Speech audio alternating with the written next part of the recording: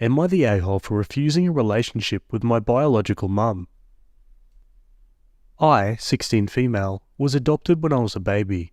My biological mum was in her early 20s when she gave birth to me. I'm not sure exactly how old she was or how old she is now. She wasn't ready for a baby, so she gave me up for adoption. My adoptive parents don't know anything about my dad or anything more about my biological family. My parents told me a month ago that my biological mum reached out and asked if she could meet me. They said it's up to me and I can if I want. I decided to meet her just out of curiosity and because I wanted to know the details of why she gave me up, who my dad is, etc. She drove to our town and we went for coffee. She told me I can ask her what I want and she'll be honest.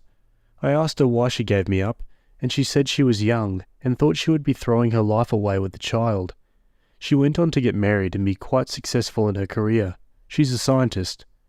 I asked her why she decided to look for me, and she said she always wondered what I turned out like, and now that she's settled in her life, she would love for us to have a relationship, especially since she's struggled to conceive and she's come to terms with me being her only child. That hurt my feelings, to be honest. Like she only remembers that she has a child now that she can't have any more. She probably wouldn't have even reached out if she didn't have trouble conceiving. She said she would like it if I could come over on breaks and stay with her and her husband. I told her thanks for reaching out and answering my questions, but I'm not really interested in a relationship with her that she only wanted because she can't have more kids. I told her I get giving up a child when she was very young, and I genuinely don't blame her for it, but it's been 16 years. I don't need a relationship with her now, and I'm not really comfortable with it either. She looked really sad, but said she understood. She went back to her city and has been texting me every so often, dropping hints that she wants me to come visit her. Yesterday she sent me a picture of a room she decorated in pink. I don't even like pink, and said she's excited for when I come visit. Clearly she hadn't gotten the hint, so I told her to please stop this and that I wasn't going to visit. I kind of feel bad and guilty somehow, but I really don't want to keep forcing myself to speak to this lady or go visit her. I don't want her to think I'm spiteful for her giving me up, but I just don't want a relationship with her and her husband. Am I the a-hole? Let's go to the comments. Why would she admit that she was reaching out because she can't have other kids? What a way to make you feel special, lol. Not the a-hole. She made her choice and you're making yours. You don't blame her for her choices and she can't blame you for yours. You shouldn't have to build a relationship with her if you don't want to, just because she'll be sad. It feels like BioMum immediately asking for visits and asking for OP to stay with her on breaks before they've established a relationship is very pushy. OP's only 16. Having the BioMum intrude in her life at this time could be very destabilizing. It's probably good for OP to leave it, at least for now. Obviously OP is not the a-hole. She doesn't owe BioMum a relationship. Not the a-hole. Having a relationship with your biological mother is a big decision and not a thing you should feel manipulated or emotionally blackmailed into doing. Set it at your own pace and your boundaries. Would you feel comfortable having your parents support you by gently reminding biological mum that you're not ready to have her more in your life and she needs to respect that? Not the a-hole. You are not a consolation prize. While it seems that your bio mother is going through something, you're not her emotional support animal. At this stage, I think it might be good to sit down with your parents, explain that you're not comfortable having a relationship with your bio mother at this time, that she's been contacting you in a way that's made you uncomfortable, and you'll be sending her a message stating as such. She hasn't respected what you've said when you met for coffee, and she continues to ignore that boundary, so communicate the above solely in writing. Yeah, some good advice from the comments there. Let's go to the update. The next day. Didn't expect to update at all, and definitely not so soon, but I had a call with BioMum. She hadn't responded to my message asking her to stop and that I wouldn't be coming over, and she called me about an hour ago. She asked me to explain what makes me so uncomfortable about having a relationship with her and why I'm being so mean when she's just trying to bond with me. I told her what she said about wanting a relationship with me now because she can't have other kids makes me feel like I'm her last resort, and she would have never reached out if she had kids. She said she's sorry for saying that, but I did ask her to be honest about why she looked for me, and she was just being honest. I said yes I did, and thanks for your honesty, but that doesn't mean I have to be happy with your response. She said if I don't look at it as being her last resort, I can gain another mum and dad with her and her husband because they have love to give that they don't have other kids to give to. I could tell she was trying to make the situation sound better, but honestly it was just making me feel worse.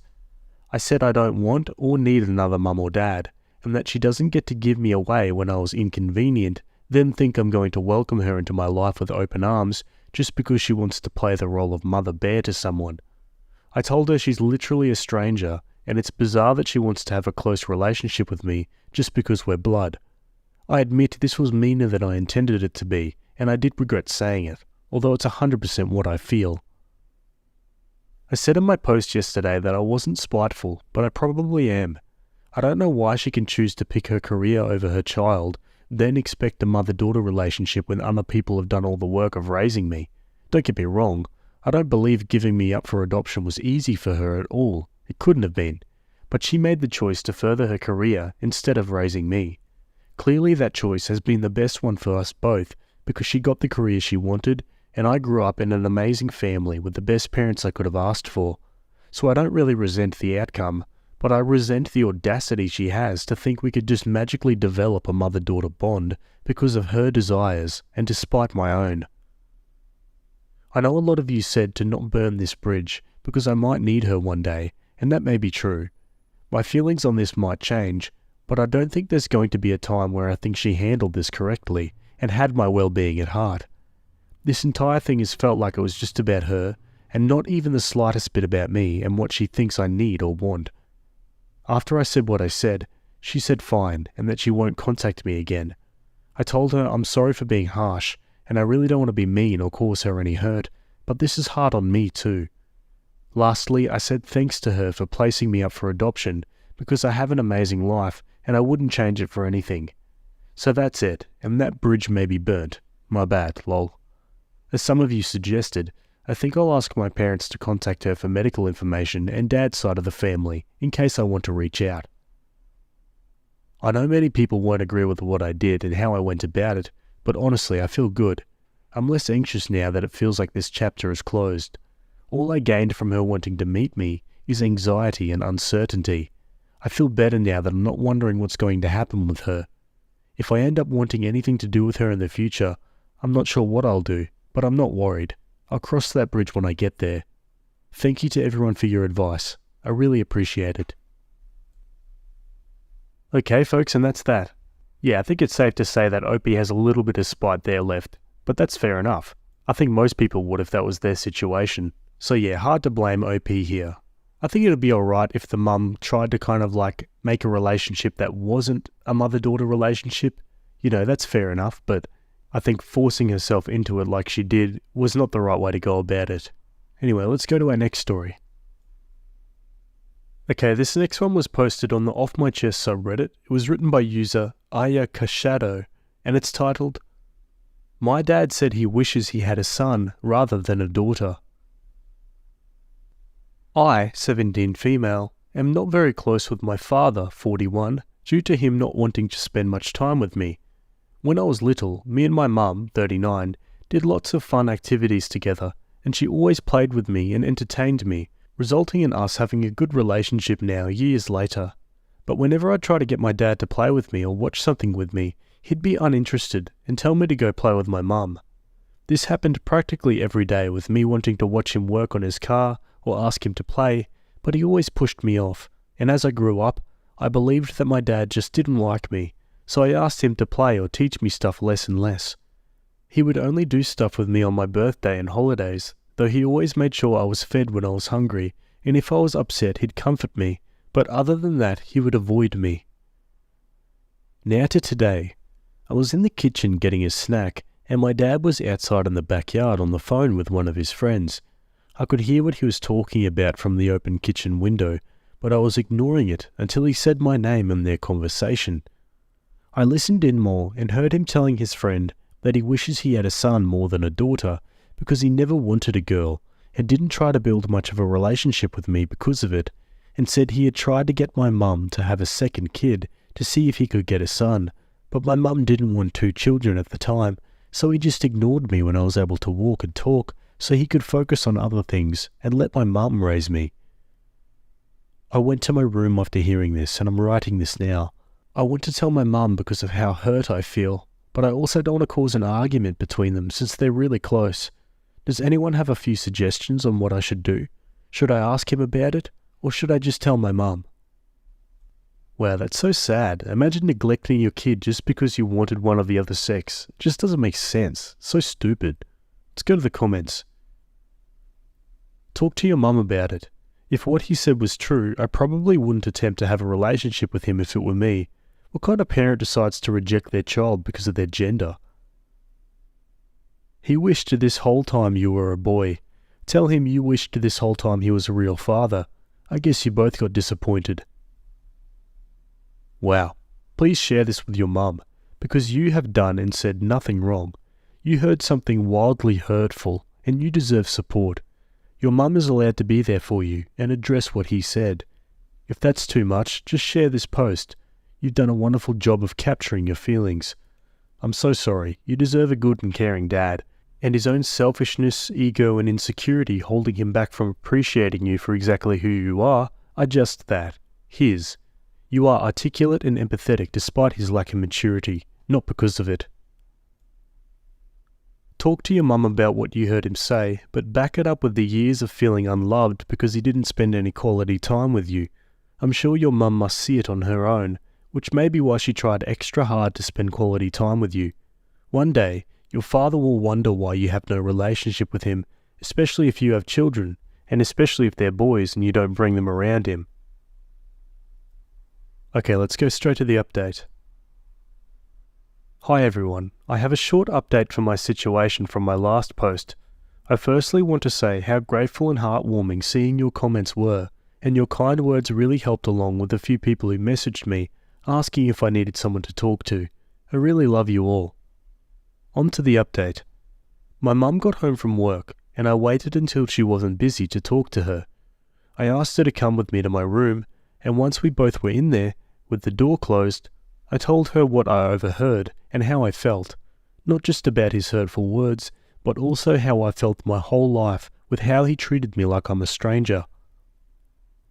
My mum was quiet as I talked, and once I finished, she hugged me and told me how she's really sorry, and hugged me while telling me how I'm the best thing to ever happen to her, and that it didn't matter that I'm a girl because she'd love me either way, and that's how parents should be, and she'd always be there for me. After a bit, she went to confront my dad, who just admitted it. They got into an argument from it, which ended with him going to stay at my grandma's house for a bit.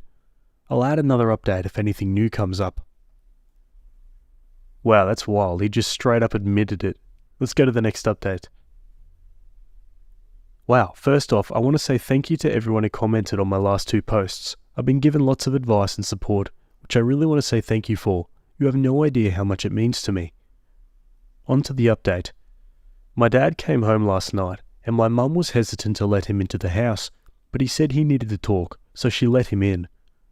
He, me and my mum sat in the living room, and he started apologising for what had happened, and was telling my mum and me that he regretted what he said, and would step up to be a better father to me and to make things right. My mum told him that what he did was not acceptable in any way, and that it's not a matter where apologising will fix it. I then asked how exactly did he plan to make up ignoring me my whole childhood and not being a dad to me, and how I'm turning 18 in a couple months, and then I'll be an adult and won't be a child anymore. I then said that ignoring me all my childhood and pushing me away because of what's between my legs was a horrible thing, and I don't forgive him. He started apologising more, and had some tears in his eyes, which sort of surprised me, but my mum asked me to head to my room, so I did, and I could hear my mum saying stuff, and then my dad left the house again. She came into my room after and told me that she would not be allowing him into our home anymore, and gave me a hug before telling me that she texted his mum the night he left for a few days about what happened, and apparently my grandma tore into him about it and kicked him out, so he had to stay at one of his friend's house. Okay, and that's the final update for that story so far. Yeah, I mean obviously the dad's the tool, but honestly, wouldn't the mum have noticed at some point? How do you go your whole childhood full of neglect from your dad without the mum at some point going, hey, maybe you should spend a little bit more time with your daughter? I can't help but feel like the mother kind of failed OP here as well. But yeah, the father was definitely a prick, and he deserves everything that's coming to him. Give me your thoughts about that one down below. Let's go to our next story. Alright, we're back on the Am I the A-hole subreddit. This one was written by user Clothes and Drawers, and it's titled, Am I the a-hole for throwing my kids' clothes onto the floor when they don't fold their clothes neatly? So I've always been kind of a neat freak mum the entire time my kids have been alive. I always expect their rooms to be clean, and I check their drawers, closets and storage bins to make sure they don't just shove stuff in there to make their room appear clean. The kids, 16, 13, 9 and 6, are all responsible for putting away their laundry, and my oldest two are responsible for folding their own clothes, which bothers me because my 13-year-old folds his clothes in a way that bothers me. He rolls them up instead of properly folding them. Ever since the kids have been home and have more free time, I'm more strict about the way they put away their clothes. I expect their clothes to be folded in a certain way and organised in a certain way in their drawers. I read from a mummy blogger a few years ago that when her kids' drawers weren't organised, she would make a mess for them to organise the right way. I considered it for a few years, but now that the kids are old enough, I think it's the way to go for us. I haven't had to do this until yesterday. I walked into my 16-year-old's room while she was FaceTiming her boyfriend and saw her basket of laundry that needed to be folded, and out of curiosity, opened her drawers and saw she had shoved her clothes in there. I started making a mess and she screamed, "Mum, why?" And I told her she knew why. After that, I walked out of her room. She explained to her boyfriend what I did, and he says, "Your mum's frickin' crazy, bruh." And I peek my head into her room, give her a look, and she ends the call with him and breaks down crying. I told my husband what happened. He told me, "I know you said you were going to do that, but I didn't actually know you would follow through." This morning I woke up to a note on my daughter's door saying, "Until mum can get mental help, I'm staying with aunt, my sisters."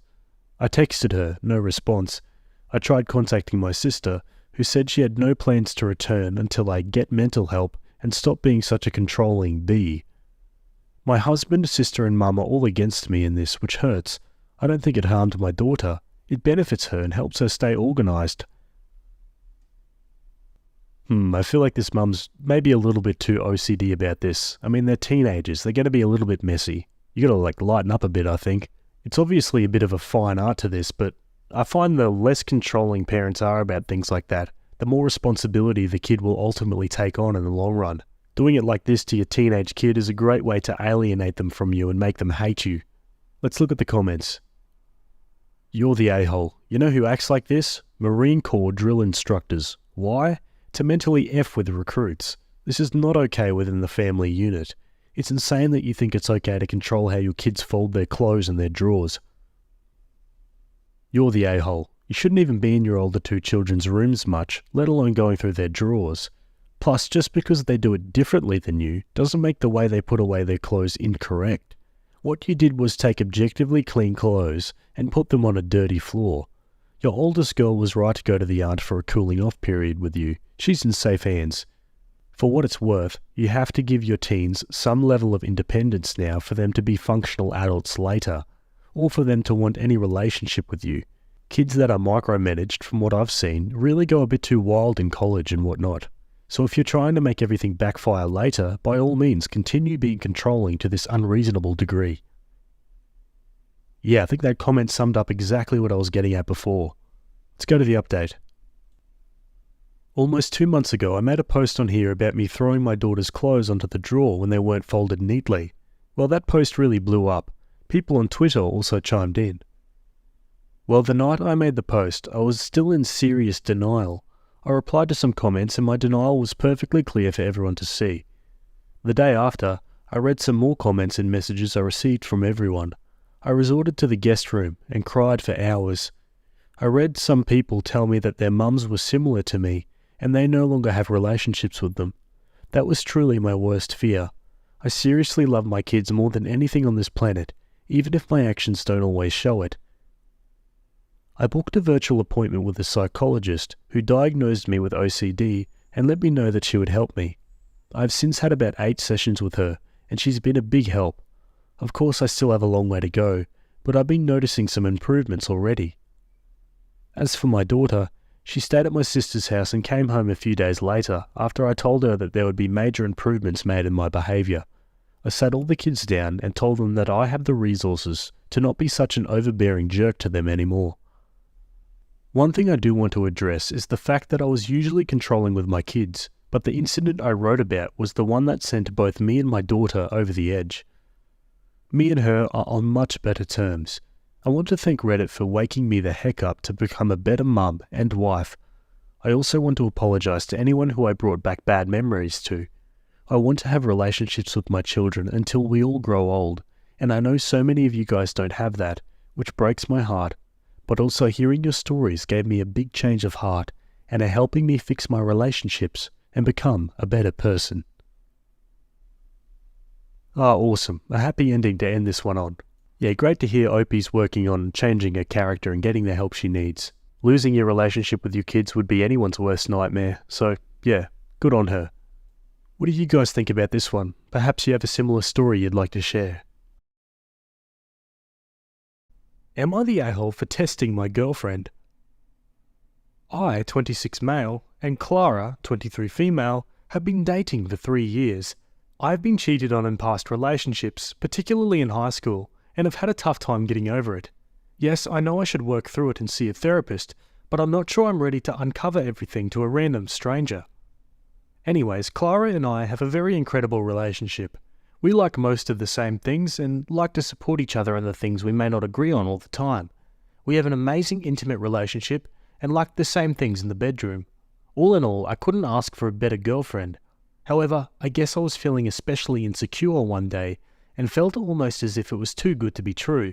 As in the past, my exes also seemed to be so perfect before it tragically fell down in infidelity. While she was at work, I made a fake Instagram account and messaged her using an AI-created face and texts asking her to do explicit things. It took some time, but she responded and denied the offers. I'll admit I got carried away playing the character of douchebag and got a little forceful and aggressive until she blocked me. I was proud of her for not cheating and for remaining loyal, and thought nothing about it for the rest of the evening. She came home that night and completely broke down and showed me texts that had awoken her PTSD from some guy on Instagram. I proceeded to pretend as if it wasn't me and comforted her, though she didn't seem to lighten up after that. I got frustrated and we had an argument, and she called me a jerk for expecting her to be okay immediately. We slept it off and got over it. Fast forward a few weeks later, Clara was setting up a party for her sister and asked me to text her and get some details because it wouldn't sound suspicious from me. I didn't understand what she expected, so I allowed her to do it on my behalf. And in doing so, she found the account and the messages and has since left and not returned. She won't return my calls and has since sent her brothers to come pick up her stuff, but they won't help me either. I have texted her and called her and left messages explaining that she was overreacting and she should be more understanding of my situation considering I've been cheated on before and she hasn't. It's really frustrating because it's not like the guy on Instagram actually did anything to her and she's making it such a big deal. I felt a little bit of remorse because I miss her and want her back. So, am I the jerk? Geez, not gonna lie, this guy sounds like an idiot. Let's go to the comments.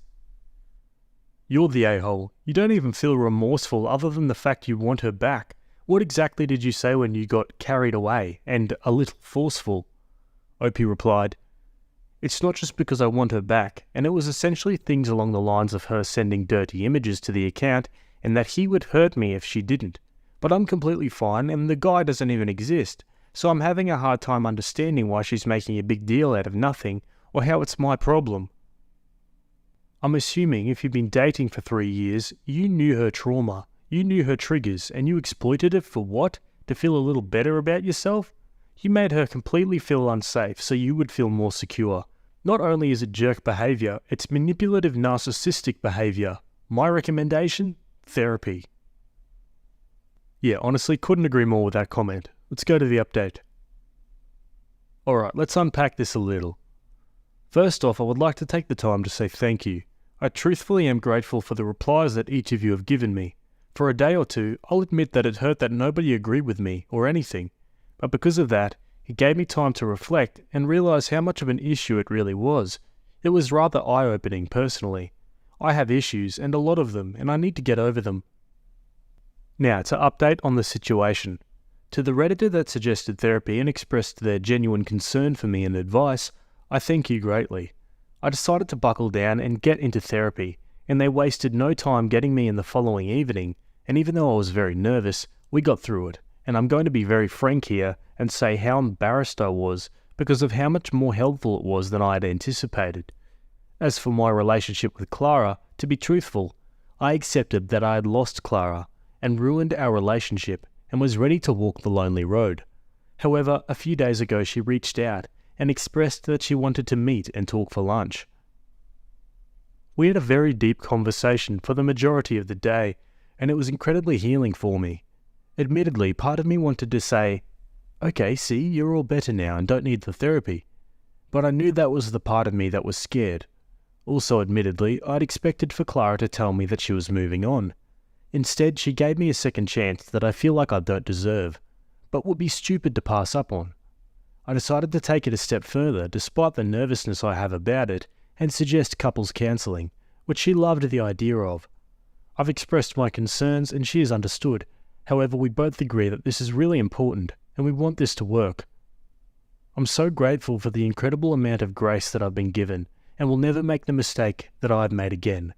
Thank you again for your help. Okay folks, and that's the end of that one. Looks like Opie gets a second chance, and honestly I think everyone deserves one at some point. I can't help but feel he's being pretty genuine when he says he'll never make the same mistake again. And let's be honest, it was a pretty dumb mistake. Anyway, give me your thoughts about that one, and we'll go to our next story. Alrighty, this next one's from the same subreddit. It was written by user I Might Have Freaked Up, and it's titled, "Am I the a-hole for telling my best friend why I wasn't attending his wedding? I might have effed up. Me, 32 male, and my best friend Alex, 32 male, have been friends since diapers. We're basically family.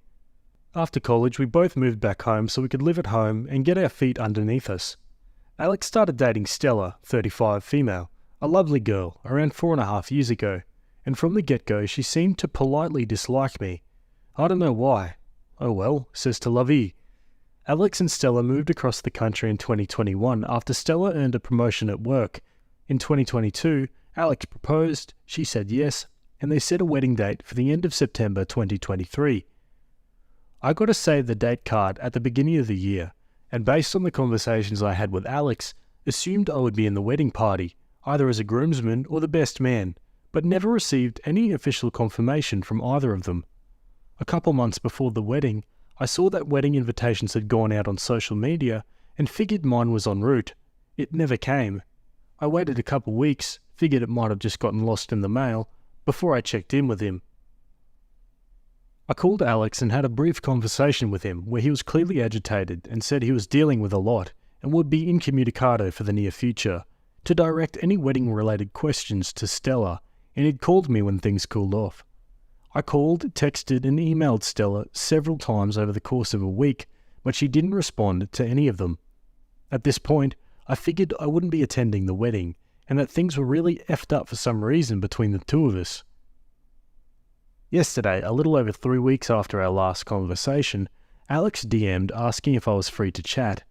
I jumped at the opportunity to get some answers, and after exchanging pleasantries, Alex jumped right into a spiel saying he knew I was super busy with work and dealing with a lot of personal stuff, but he'd love it if I could attend his wedding, even just as a guest, and wanted to know if there was anything he could do to help make that happen.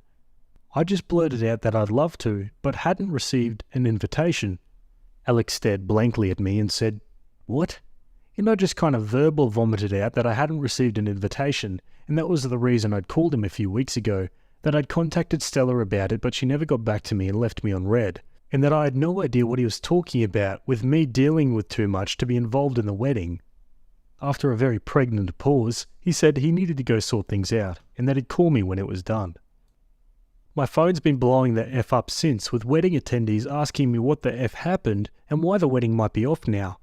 My girlfriend has reaffirmed to me that I did nothing wrong, but I've had people from all sides saying I stuck my nose where it didn't belong and caused a stink, which is really effing with my head. Am I the a-hole? Geez, this is bizarre. Either Opie's not telling the whole truth, Or Stella just really hates the guy. I don't know. Let's look at the comments. It definitely sounds like Stella omitted you on purpose and that they had an argument about it. I can't see why this would have devolved into the wedding being off otherwise. You didn't do anything wrong. You tried to get in touch and she tried to basically hide that she wasn't inviting you. Odds are, he ended the call with you, asked her why you didn't get an invite, asked why all your messages were left unread, and she probably said she did it on purpose. If it was just an "I forgot to reply," then I don't see that exchange becoming an argument, but clearly it did if the wedding itself is now in question. Again, you did nothing wrong, not the a-hole. You did nothing wrong, and I bet the people who are saying you shouldn't have stuck your nose where it didn't belong are getting a huge lie from the bride about what you did. It sounds like she lied to Alex about your availability to be in the wedding party and going to the wedding altogether. Since he's your friend, he gave you the space to deal with your problems that Stella made up. You're not the jerk. You probably saved your friend from marrying a jerk. Okay, and Opie answers some questions in the comments. Why didn't you ask any of your other friends if they knew what was going on? Opie says, I asked a couple who I knew could be trusted to keep it on the down low, who were both surprised I hadn't gotten an invite and encouraged me to talk to Stella. I've had some bad experiences in the past where crap interpersonal drama was happening. I reached out to people looking for answers and made it 10 times worse. I tend to just shell up and wait nowadays. Is there any reason she might think you were a bad influence if you've known him since diapers? Opie says, it's possible. Alex was raised kinda sheltered, and I wasn't. I think we only got in trouble one time in high school. Not like she has much room to judge, though. As far as I know, her high school experience was pretty bog standard. In college we all got into some crap, as most people do. Extra info on Stella. The funny part is, everyone loves Stella except me and another guy in the group who's autistic. Edit. I just want to clarify something. I did not mean autistic as pejorative. Because of his neurodivergence, he has a completely different perspective, one I find incredibly valuable. She's really good at doing that fake polite thing, especially to me. Everyone else eats it up, and he doesn't, but has learned over the years not to say anything. Are you gay? Opie replies, not gonna lie, I expected this question way sooner, but no, I'm not gay or queer, not that there's anything wrong with that. Possible biases she might have. Ethnicity? No. Socioeconomic? Kinda. Religions? Kinda. I'm agnostic. So is Alex. Stella's a non-practicing Christian. Different school? No, we all went to a 4-year university. Bathing? Lamau, no, that's nasty. Controlling behaviour? None that I know of. Past info? Not that I can think of. Alex was raised fairly kinda sheltered and religious. Me and Stella had more traditional high school experiences. College was more or less the same for all of us. Someone says, there must be missing info here, and Opie replies, I don't disagree. I feel like I'm missing a lot of pieces of the puzzle, but Alex delegating to Stella is pretty normal. He gets overwhelmed easily in high-pressure situations and tends to defer, and she's much more of an alpha personality. That's one of the things he loves about her. The wedding might be called off, as far as I know, because she lied to him. People are mad I exposed this instead of going along with her story. The wedding's massive. This isn't some small personal affair with 25 people. Another commenter says, why the F would you think you're the jerk? A. When you've got a bunch of people spamming your phone, it makes you question whether you are in the right or not. B. I didn't want to cause a bunch of drama and make crap worse for what I thought was an honest mistake at first. Blowing a whole friend group when the person you're going against is way better liked than you is a dangerous choice. Also, a lot of these people just assumed I was invited. C. Alex is pretty easily overwhelmed and tends to defer. One of the reasons he loves Stella is she's a go-getter who will handle stuff for him. I don't know why he didn't, or why he had to go incommunicado though. Guess I'll find out soon, I hope. Geez, not gonna lie, Stella sounds like trouble. Let's go to the update. Alex and I texted Tuesday night and Wednesday morning. He said he was handling stuff and asked if I'd be free to talk Thursday afternoon with him and Stella, which I agreed to. This is just a rough summary, and I'll probably forget some stuff. Frankly, I'm too mentally fried to weave a narrative right now, so it's just going to be bullet points. A couple of pieces of info about Alex to provide some context. Alex was raised fairly sheltered and religious until he was 18, when he went to college and opened. As a result, he still has some, blind spots about certain things. Alex has mild to moderate OCD. It's managed with low levels of medication and maintenance therapy, which is one of the reasons he gets overwhelmed easily, especially from unexpected stresses, and weddings are chock full of those. Now for the actual update. The wedding. It's still happening. I will be the best man, and I've been read in on all the crap I need to do. The person who was filling in for me, Matthew, 34, one of mine and Alex's good friends who's also neurodivergent, is thrilled to not have to spend the day peopling, and can instead party his censored off. As a result of this mess, Alex, Stella, and whoever parents are paying for the wedding will be comping me and my girlfriend's plane tickets and hotel stay, and my best man tux. What was the main driver of this mess in the first place? Stella's pregnant. Yay. They found out a couple days after the wedding invites got sent out. Apparently they were passively trying, then actively trying in 2022, but stopped and swapped back to heavy BC once the save dates went out because Stella did not want to be pregnant on her wedding day.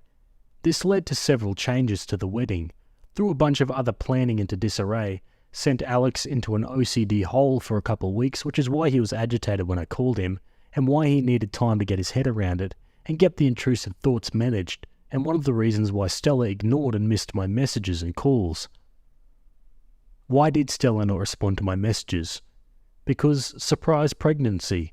Stella said that she's on her phone for work a ton and gets hundreds, if not thousands of emails, texts and calls per day. She misses some stuff, especially since she didn't have my contact info saved, lol. I also emailed her work email instead of personal email, which I don't have, and my own personal email handle is not my name. In future, I was told to be more insistent in my communication with her to break through her everyday noise. Duly noted. What happened to my invite? Stella claims that she sent me one, but must have sent it to my old address. I did move in March to my current residence, and the save the dates were sent out in January. What did Stella tell Alex about me not being in the wedding? Apparently nothing. According to Stella, he either 1. Believed one of his intrusive thoughts was real when he was in his OCD hole, 2. He got confused when she told him one of her cousins with a similar sounding name to mine wouldn't be attending, or 3. Some combination thereof. According to Stella, she always wanted me in the wedding. Why did Stella not contact me after I did an RSVP back? She assumed there was something going on with me and Alex that would sort it out and he'd tell her. In the meantime, she was busy with work, wedding planning, and unexpected baby. How did a bunch of wedding guests find out about this mess? Alex called his mum for advice after our convo. Mum had church friends over. Church ladies overheard a good chunk of their convo. Church ladies are gossipy freaks. Alex has spent a decent chunk of time the last couple of days putting out fires, so to speak. After about an hour, Stella left to go deal with some wedding stuff, and me and Alex chatted about crap for a couple of hours. Do I believe Stella's explanations? Kinda. The baby's real as far as I know, confirmed by a medical professional. She does have a cousin I know she's close with who has a similar sounding name to me, and she does work from her phone a lot, but the rest of it just seems a little too convenient, and I feel like I'm left with more questions than answers. Good news is, since I'm in the wedding, I should have great access to figuring out what the F is going on. I hope. Now for some final comments. Someone says, I don't believe Stella at all. Opie replies, neither do I. It should be a mildly entertaining mess based on the guest list. Checking with Alex.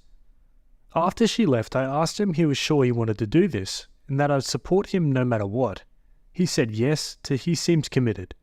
I've generally found when people are this determined to see something through, any action taken to get them off course will F up your relationship just as much as it'll F their determination. Better to just be there, be supportive, and be ready for the mess. Opie's theory on what really happened. She intended to wait and see how long she could delay my invite until Alex noticed. The pregnancy situation gave her a good crisis to take advantage of, and she did. She hoped he'd be stuck in his OCD hole until the wedding ended. That's the rough version, anyhow. Examples of why you think she doesn't like you? I don't think she's ever given me a real smile. It's all dead-eyed, fake ones. Body language is usually defensive around me. A lot of crossed arms, hunched shoulders. She makes a lot of subtle, snide remarks. I.e., I got him a $100 bottle of Japanese whiskey a few years ago. She mentioned how it would look great on the bottom shelf. Someone asks why you weren't the best man in the first place. Opie says, Alex treated me like the best man in the first place. His OCD kept him from making it official because he couldn't find the right time, according to him. Wow, this all just seems so convoluted, much more than it should be. Like I said, I can't help but feel like Opie maybe did something to Stella in the past to make her act like this. Otherwise, I don't see any logical explanation as to why she's behaving in this way. Either way, I'm glad it got resolved and that he ended up going to the wedding as the best man. I think that's kind of what Opie wanted in the first place, so I'm glad he got his resolution. I'm interested to hear your thoughts about that one down below. My husband is cheating on me with my best friend. I'm honestly not sure where to start, so I guess I'll just start. My husband and I have been dating since I was 19 and he was 22. We've been married for 6 years now. We have 2 kids and I'm 6 months pregnant with our third. 2 years ago, I found out my dad has stage 3 colon cancer. My dad is my only parent, as my mum passed away when I was 12. He's my favourite human, and life without him doesn't seem as colourful. His laugh is contagious, and he gives these big bear hugs that seem to make all of your broken pieces feel like they're perfectly in place again. Whenever I've had a hard day, he doesn't poke and prod, and just lets me vent and listens. About 5 months ago, we discovered the treatments aren't working for him. In a direct quote of the doctor, he said, "Months, not years." Since then, he's gotten progressively worse and is now losing memory. He looked at the dog he got for me on my 21st birthday and said, "Wow, that's a nice dog. Where'd you get it?" My husband has been my absolute rock. He's been there for me, holding my hand and helping me through this. He's been so loving and attentive to both my kids and I. Don't get me wrong, I'm a mother first always. I don't allow myself to wallow. My kids are still loved, cared for, played with, and I haven't let my load slack around the house.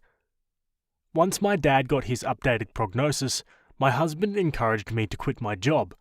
About a month later, we discovered we were pregnant again, and I still hadn't let go of my job. I kept holding out for some reason. After finding out I was pregnant again, he assured me it was still okay to quit my job, that honestly it would save us a small fortune on daycare costs anyways. So I did. I quit my job. My best friend and I have been friends since diapers. Her family is like my family and vice versa. My mum and her mum grew up together. We've always been solid, and right after my dad's appointment when we found out he had so little time left, I drove straight to her house and she held me while I cried for hours. If there are soulmates in friend form, she was mine. Thick as thieves is what my mum used to say. This morning as I was up with my 3-year-old, he's sick, my husband's work alarm was going off. He has a few he sets, so I turned that one off and gently woke him up. He said he was up late working, so he took the morning off, rolled over and went back to sleep. As I went to turn off the remaining alarms, I saw a text from my friend on his lock screen that said, "I'm assuming since there hasn't been an angry pregnant lady on my doorstep, you haven't told her about us yet?" Time froze in that moment. I took his phone and walked away and just read their conversations. For months, this man has been effing my best friend. 4 months, these people have been lying to my face. And I know what you're going to say. You should have seen the warning signs. But I've been clutching this phone in my hand for 2 hours and nothing. He's been so loving and attentive to me, but he always has been. So kind and gentle. There's been no late night work nights except for once in a blue moon. There's been no lingering touches between them or even glances. They act as they have since the day I first introduced them. How sick is it that she calls him her brother, but she screws him? I know so many people get a moment of clarity in situations like this, but I have none. Aside from being sad about my dad, I haven't changed. I'm still a loving wife and mother. I still doted on him and my children. I talk to him about how he is doing and how was his day every frickin' day. I haven't allowed the ground to swallow me whole. I know what I have to do now, but I just don't want to. I'm about to lose my family and my support system in one blow. I'll confront him tomorrow. Today? Today I just need this last 24 hours of peace. As for her, I won't give her the satisfaction of a response. I don't care why she did it. She did it and it's done. I was always the friend who cleaned up her messes. After today, I will cut her out of my life like she never mattered at all. This has to be the hardest storm I'll ever weather, but dang it, I know I'll sail through it. If not for me, for my children. Oh man, what a horrible way to find out about something like that. And obviously it goes without saying, just a horrible thing to do to your partner and the mother of your children. Let's go to the comments. Go see a lawyer, now. Don't confront, act as normal as you, and for the love of God, go see a lawyer first before you make any moves. This loving, kind husband will turn nasty the second you confront him, knowing he has a backup to run to when things get tough. Lawyer, now. He encouraged you to quit your job while he was cheating on you, forcing you to remain dependent on him. Well, he picked the wrong woman. Considering his lover seems to be putting pressure on him to confess so she can enjoy the confrontation, your plan to cancel her is the best. They are both despicable people. Don't listen to their justifications and lies. You deserve sincere love in abundance. Get a copy of everything. Lawyer, scorched earth. Talk to the lawyer before confronting him. For that text, she seems to be pushing for him to leave you. Burn her in your circle too. On to the first update. A small update about everything going on since my kids are now in bed for the night. I spent the morning gathering everything I could and making a checklist. I sat in my office for the better part of the morning, telling my husband that I was preparing things for my dad. Not a total lie, I did have to get him sorted with hospice today. My boss would be happy to have me back, however my lawyer said pump the brakes on that idea for the time being. However, my old boss did tell me that whenever I'm ready, the door is open and to just give her a call. He does not have access to my inheritance from my father nor my mother.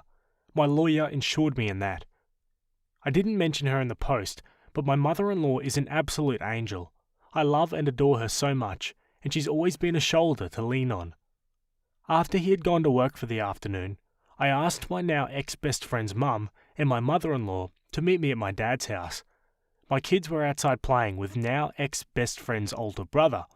I just handed them the screenshots, saving them from the unsavoury pictures and sex tape, though I did tell them it existed. To say they were furious was an understatement, and they are on my side completely. Angie, my now ex-best friend's mum, is ready to cut contact with her daughter completely. She kept repeating how sorry she was. We hugged and cried together. My mother-in-law told me she couldn't believe she raised a spineless, terrible human, that no matter what happens, I will always have her, and as far as she's concerned, she doesn't have a son, only a daughter. After an in-person meeting with my lawyer, we went over finances, logistics, and everything you could think of. She has all the proof, and she's out for blood. With this post now on TikTok, I don't want him to find out by an app, because one look at the story and he'd know it was about him. With permission from my lawyer, my ex-best friend, her mum and dad, my soon-to-be ex, and his parents will be having a get-together tomorrow. By the time they're sitting down and showing them everything, and that I know. My dad, my kids, and my ex-best friend's brother, he's coming to help me juggle the kids and my dad, being big and pregnant doesn't help with mobility, will be at my dad's cabin a few hours away, enjoying time and space. I know a lot of people were hoping for me to get revenge, or do psychological warfare, but honestly, after my kids went to bed, I took a shower and just broke. I don't have the strength or energy to dish anything out. I just want out. Pretending like everything was okay today was too exhausting, and I just don't want to do it. Once he finds out tomorrow, I'll update with Aftermath, as I'm sure it will be huge. As for now, thank you all so much for your kindness, warmth, and support. Truly, your words have helped give me the strength to keep my head above water. I appreciate every single last one of you for everything. Okay, on to the next update. For my typing's sake, I'm going to give everyone names, so for context, mother-in-law and father-in-law are Ruth and Joe, ex-best friend's parents, Angie and Bob, ex-best friend, Jess, soon-to-be ex, Tyler, and ex-best friend's brother, Jake. And I'll just refer to my dad as Dad. I have a few things I want to get through, so I'll just summarise as best as I can, and if you have any questions, I'll answer in the comments. To get this out of the way, because to me it feels important, yesterday I scheduled a same-day appointment with my OBGYN and got tested for just about every STD and STI out there. I got the results for most back, and they were all negative. There's a few that take up to 2 weeks to get the results back for, so I'll be waiting on those. When I met with my lawyer, I brought everything on my end financially wise, including the wills from both my dad and my mum, and I managed to get my hands on his financial documents. He stores his in his office in a locked box. I also brought over everything we had set up financially for my children. While I'm not totally sure if it's everything, I'm pretty confident I got most of it. My lawyer was happy I managed to get my hands on that much. Ruth even handed over her will to me from both her and Bob to ensure I was taken care of in the divorce.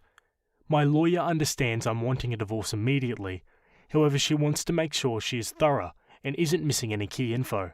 So hopefully I'll have actual divorce papers to give him in about 30 days. I'm not rushing her though. I'm letting the professional do her job. Now for the sit down. I asked Angie and Ruth to describe everything in detail on what happened. Angie, the revenge seeker that she is, forced them to sit through a slideshow she put together of all the texts. I know a lot of you were concerned about one of them telling them sooner than later, but they were so secretive they didn't even tell their significant others about what was happening. Once the slideshow ended, Tyler tried lunging for Jess, and Joe actually had to force him to sit down. Tyler was shouting profanities at Jess and telling her she will regret this. Jess started crying and begging her parents for forgiveness. Bob looked his daughter in the eye and told her he will never forgive her for this. Blood or not, she is no daughter of his. He didn't raise his daughter to be this person. Jess was always a daddy's girl, so I think that cut her pretty deep. Jess is in the middle of a divorce herself, and her parents were giving her money for her lawyer, and they told her she is cut off from them, both financially and physically. Tyler's dad was irate. According to Ruth, he looked like he was holding back on throttling him. From there, Tyler went straight home. I know because we have a Ring doorbell camera, along with a few cameras in the house for our kids to keep an eye on them when we aren't right next to them. Tyler came home and saw that most of mine and the kids' stuff was gone, and he lost it. Started yelling and throwing things. The house is now trashed with a few holes in the walls for decoration. When he didn't find us there, he went to my dad's. While I did spend most of the day, he was at work packing and moving things into my dad's house. We were already in his cabin. Tyler took a baseball bat to my dad's door, trying and failing to break it down. My dad's neighbour actually called the cops on him, and he was arrested. His parents refused to bail him out. I had an appointment with my therapist today. I've had one for a year now since I was struggling with my dad, and it felt good to just cry it out and let everything out about how I was feeling.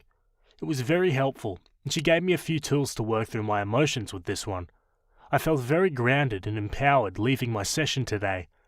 I'm also planning on setting up my children with a therapist when we get back from the cabin to figure out the best way to deal with telling them. I know people said I shouldn't, but I will be telling them, just in an age-appropriate way. I don't want there to be secrets and lies between us. I've always been as open and honest as I can with them. Again, in the most kid-appropriate way.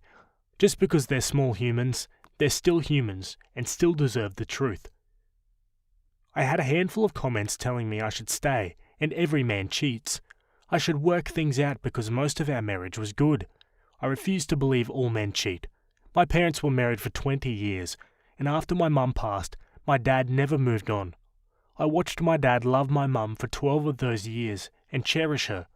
I will not accept anything less than that kind of love. He never cheated, nor did she. While I'm not sure when I'll be ready to move on, falling in love is the absolute last thing on my mind at the moment. I refuse to let Tyler win and destroy love for me completely. I will move on from this.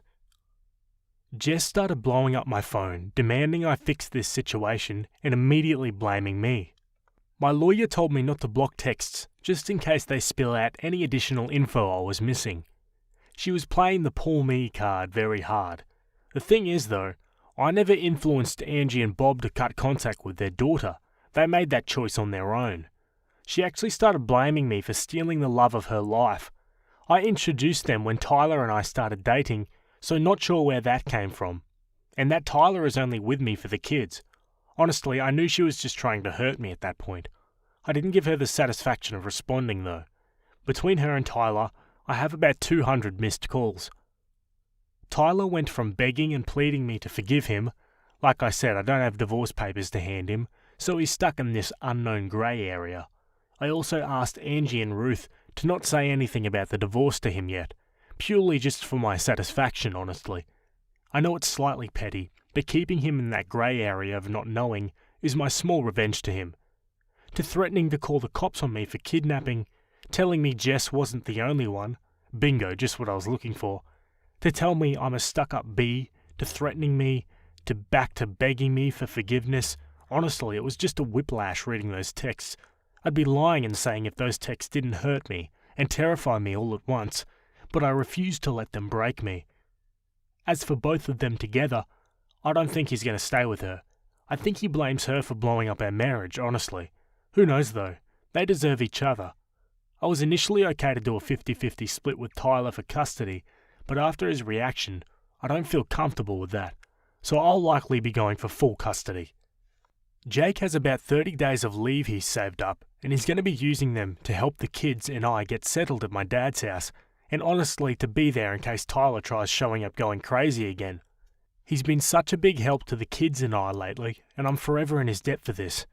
Last night, after the kids went to bed, he hooked up his Xbox and we played a game called Diablo 4 together to help me take my mind off things. It was fun. However, he did sort of confess that he's always had feelings for me somewhere in the midst of things, but also told me to not say or do anything back. He understands a relationship or anything like that isn't on my mind and won't be for a while. He isn't wrong. But just that he's felt that way since we were teenagers and just wanted to get it off his chest. Thank you again. Seriously, your comments, your support, your messages, all of it has been one giant breath of fresh air.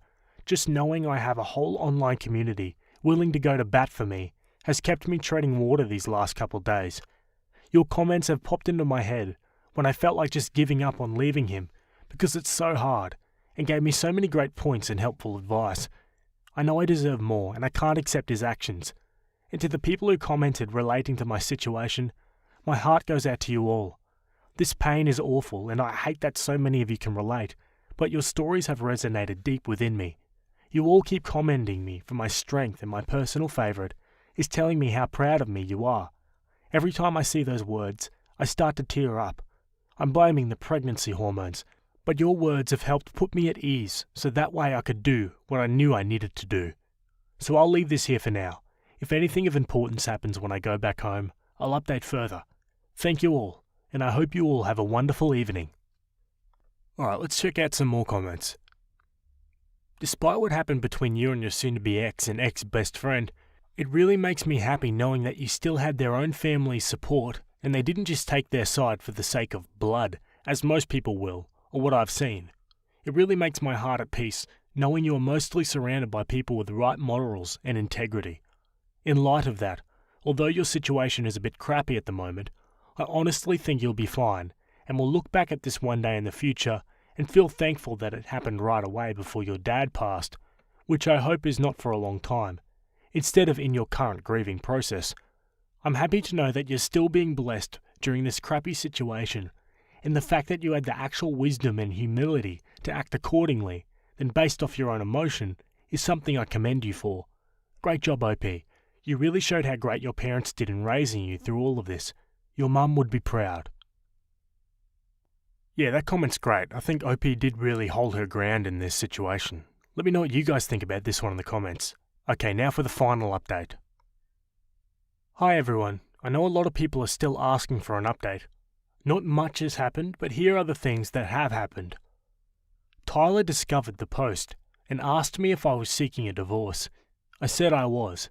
He apologised for losing his cool, asked if there was any hope for reconciliation. I said no. We did have a conversation about the kids, and he'll be allowed to see them with supervision, to which he agreed to. I had another meeting with my lawyer. Nothing of major importance happened. Nothing, and I mean absolutely nothing, has happened with Jake. He didn't take back his confession, but as I said, it's on the back burner for a long while. My kids' health and well-being take priority over all else. My dad's health is on a steady decline. He's now in the hospital with no release date in the immediate future. Please send over thoughts and well wishes his way. My kids are adjusting well. We have a therapy appointment for them scheduled next week to help them. My oldest has more questions than the rest, but I'm trying to save any big conversations for the therapy appointment, so I know I'm conveying the answers in a meaningful and the least harmful way.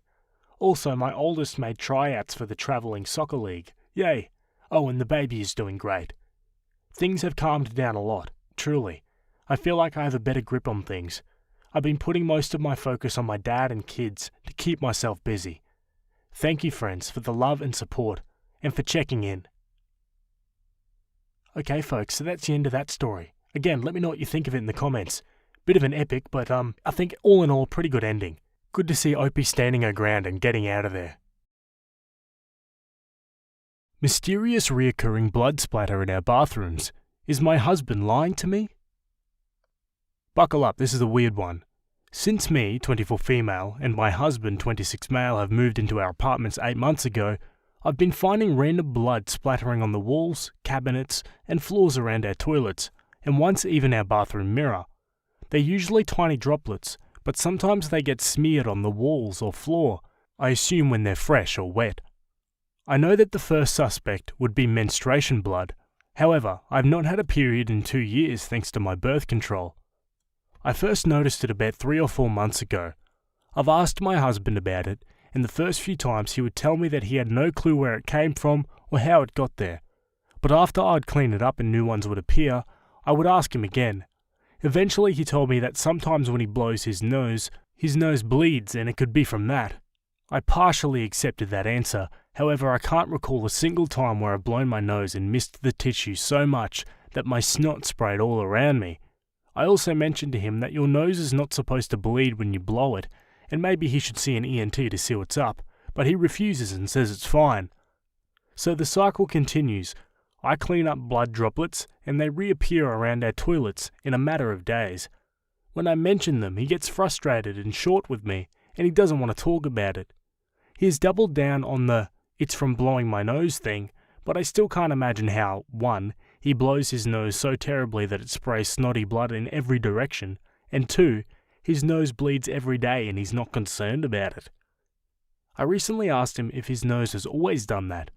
I previously dated somebody with a thin nose lining, and they once got a massive nosebleed from me doing the got your nose thing, so I know it's possible. But he says no, he doesn't think it's been like that always, and then he pressured me to stop the conversation. Also, I would never find blood in our previous house's bathrooms, and we lived there for 4 years. I'll add that we have a regular sex life and I've seen basically every inch of him, and there's no sign of any cuts or trauma anywhere. I'm sick of cleaning up blood, and I'm also repulsed by the idea that he doesn't know how to blow his nose without spraying bloody mucus everywhere. I'm also very concerned for him if he really has new nosebleeds every day, as a friend from high school had this happen and he ignored it, and it ended up being cancer in his sinus cavities. So here I am, asking Reddit, what the heck is going on? Is he lying to me? Is it really his nose? If so, why is he suddenly bleeding every day? Why is he so defensive about it? What is going on? Wow, this is bizarre. I have no idea. Is Opie sure it's blood? I mean, yeah, generally it's pretty easy to differentiate blood from not blood, but yeah, it doesn't make sense that there be splatters everywhere. Anyway, let's look at the comments. This one's a little out there, but when we bought our house in Arizona, I started noticing little spots of what looked like blood on the walls and ceilings. I eventually figured out that we had a particular type of moth that would get into the house and leave big red dots of poop everywhere. It looks just like blood, and I've seen it as big as a 1/4 inch in diameter. It was especially common in the bathroom because of the nightlight we leave on in there. Are you certain that it's blood? Forgive the potentially stupid question, please. Some fungi present as red spots or blotches. Some paints react poorly with water, and they also spot and blotch off colours, potentially red. Sometimes rust can seep out of the walls, floors and ceilings. Think outside the box. Could it be mice? Bug spore? Do you have geckos where you live? Do these rooms have a shower near the splatter? Could be water reacting with paint in the wall. The ceilings of our bathroom were painted with terrible paint, and they've turned red from steam reacting with something in the paint. Can't remember what the cause is. After a shower, little red liquid dots form all over the ceilings. If they aren't cleaned, they dry up. OP gives an edit. Edit to answer some FAQs. 1. Yes, we have pets, but the blood shows up only bathrooms, including the guest ensuite where the pets are not allowed ever. Those rooms are closed off. No blood anywhere where the pets are allowed. 2. I am in control of finances and there is no money missing ever. Both our direct deposits go into our joint account. He has a credit card, but the only checking account he has is our joint one. 3. He does have hemorrhoids, but so do I. Thank Crohn's disease, and I've never gotten blood anywhere but the toilet. 4. He gets medical anxiety, and this could be why he is defensive, because he should probably see a doctor. 5. He told me that when he goes to the bathroom at night, he doesn't turn any lights on so that he doesn't wake me. I'm a light sleeper. And when he blows his nose, he doesn't see the blood since it's dark. He does have pretty bad allergies. 6. He has had no behavioural changes since this started. Also adding a comment I made. For those suggesting drugs, I'm not dismissing you. I'm getting shamed for ignoring the comments suggesting it's drugs, but I'm still absorbing the possibility that it might be, and I need time. I also can't just willy-nilly accuse my husband of doing drugs without hard evidence, because if I did and he isn't doing drugs, then that'll put a huge strain on our relationship. If my husband accused me of shooting up in my spare time without evidence, I'd be ticked. Again, I'm not ignoring you or dismissing your theories, I'm just taking my time because that's a shocking thing, and I need to process the possibility. So if he were hiding drugs in our tiny apartment, where should I look? I checked inside the toilets, I pulled apart every drawer. Our ceilings are too high for either of us to reach. If you have experience with addiction or living with someone with addiction, please guide me to finding more evidence. Alright, let's go to the update. An update some, probably very few, have been waiting for. We solved the case of the bloody bathroom. Now, I know that there will inevitably be some users who truly believe that my husband is discreetly hiding a drug problem despite this update and harass me about it, so I'll no longer be using this account after it's posted.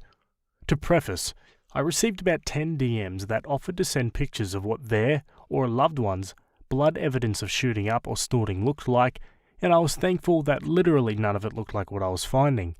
Those photos, the lack of gaps in our finances, no history of unexplainable personality changes, as well as the fact that I cleaned and searched every inch of our 800 square foot apartment and found nothing suspicious, solidified my conclusion that it wasn't drugs. I'm pleased to announce that my husband is just gross. Before I continue, I'd like to thank those who sent me photos and personal anecdotes of their or their loved ones' drug use, and I wish you all peace and good health in your lives. So, obviously, it's been a few months since my post.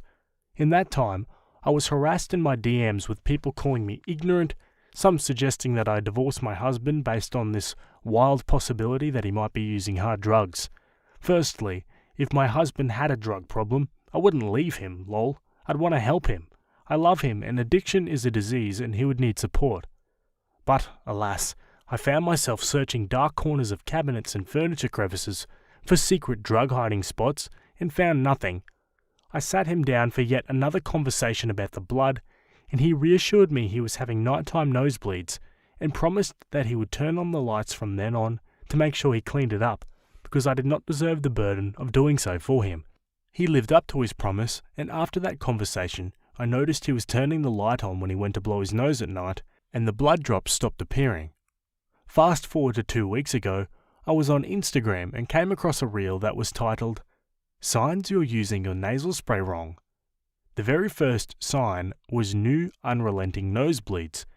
The metaphorical light bulb over my head illuminated, as I remembered that since we moved to a new part of the state, my husband's allergies have been worse and he started taking Flonase to control it. The time of the blood appearing was about a week and a half after he started taking the nasal spray. I know this because he uses my prescription ever since Flonase came out with a pill version that I like better. As soon as he came home, I showed him the video I saw, which also demonstrated how to properly use nasal sprays. You have to tilt it, not shoot it straight up. He took a week off the Flonase to reset his sinuses, and last week started using it again the correct way. And holy cow, he stopped snoring, his voice sounds different, his nose stopped whistling, and thank the Lord he stopped having midnight nosebleeds. No more blood, but also no more paranoia on my part, and he can properly breathe out of his nose for the first time we moved here. You may be wondering why he didn't see a doctor when the nosebleeds started. It's because we are poor and he has medical anxiety. But yeah, case solved. Alrighty guys, so that's the end of that one. Let me know what you think in the comments. Have you had a similar problem? Either way, it's good to hear that it wasn't like something major like he was cheating or doing hard drugs in the bathroom. But yeah, let me know and we'll go to our next story. Okay, this next one was posted in Relationship Advice. It was written by a throwaway account, and it's titled, "My best friend since birth gave me a bad reference for a job she told me to apply to." Background. Our parents have known each other since before we were born. My parents moved across the street from her parents. Her mum baked my mum and dad a cake and they've been friends ever since. They even got pregnant around the same time and gave birth a few months apart. Tori and I literally grew up together and have always been close. We were inseparable as kids and have always called each other sisters. Freshman year of high school, her dad got a job opportunity and they ended up moving to California. We were in Ohio at the time, so it was kind of hard to maintain a long-distance friendship because of the time difference and everything that was going on in our lives, but we still remained close, alternating visiting each other during our summer breaks. We applied and got into the same college after high school, so we were finally reunited at college as we dormed together. Things were perfect. Present day, we are both married to our husbands. We live in the same town. Our husbands are best friends as well. Due to this COVID pandemic, I was laid off from my telemarketing job. It was fine at first, because my husband was able to pick up a few extra shifts and maintain our household, but his overtime started getting cut, so now we were only living off one income and have had to use our savings to pay a few bills. As of recently, I've been looking for a new job and it's been hard, because no one has been hiring. Tori and I get together once every other week for drinks. I mentioned to her that I was having a hard time job searching, and she suggested that I apply at her job and that she would put in a good word for me and I'd be hired. We talked about how fun it would be to work together. Tori is in a similar field as I was, not exactly the same, but she said that I'd have no problem getting in and that they'd train me for whatever I didn't know. Later that week, I applied and was called a few days later for a phone interview. We went over my application and she asked how I was referred to the job. I mentioned Tori, and she genuinely sounded excited and bragged about what a great employee Tori is and how if she was referring me, I'd probably be a perfect fit. We finished up the phone interview, and she said that she had asked Tori a few follow-up questions, but that the job was pretty much mine and to be expecting a call back by a certain day. I texted Tori telling her how things went and thanking her immensely.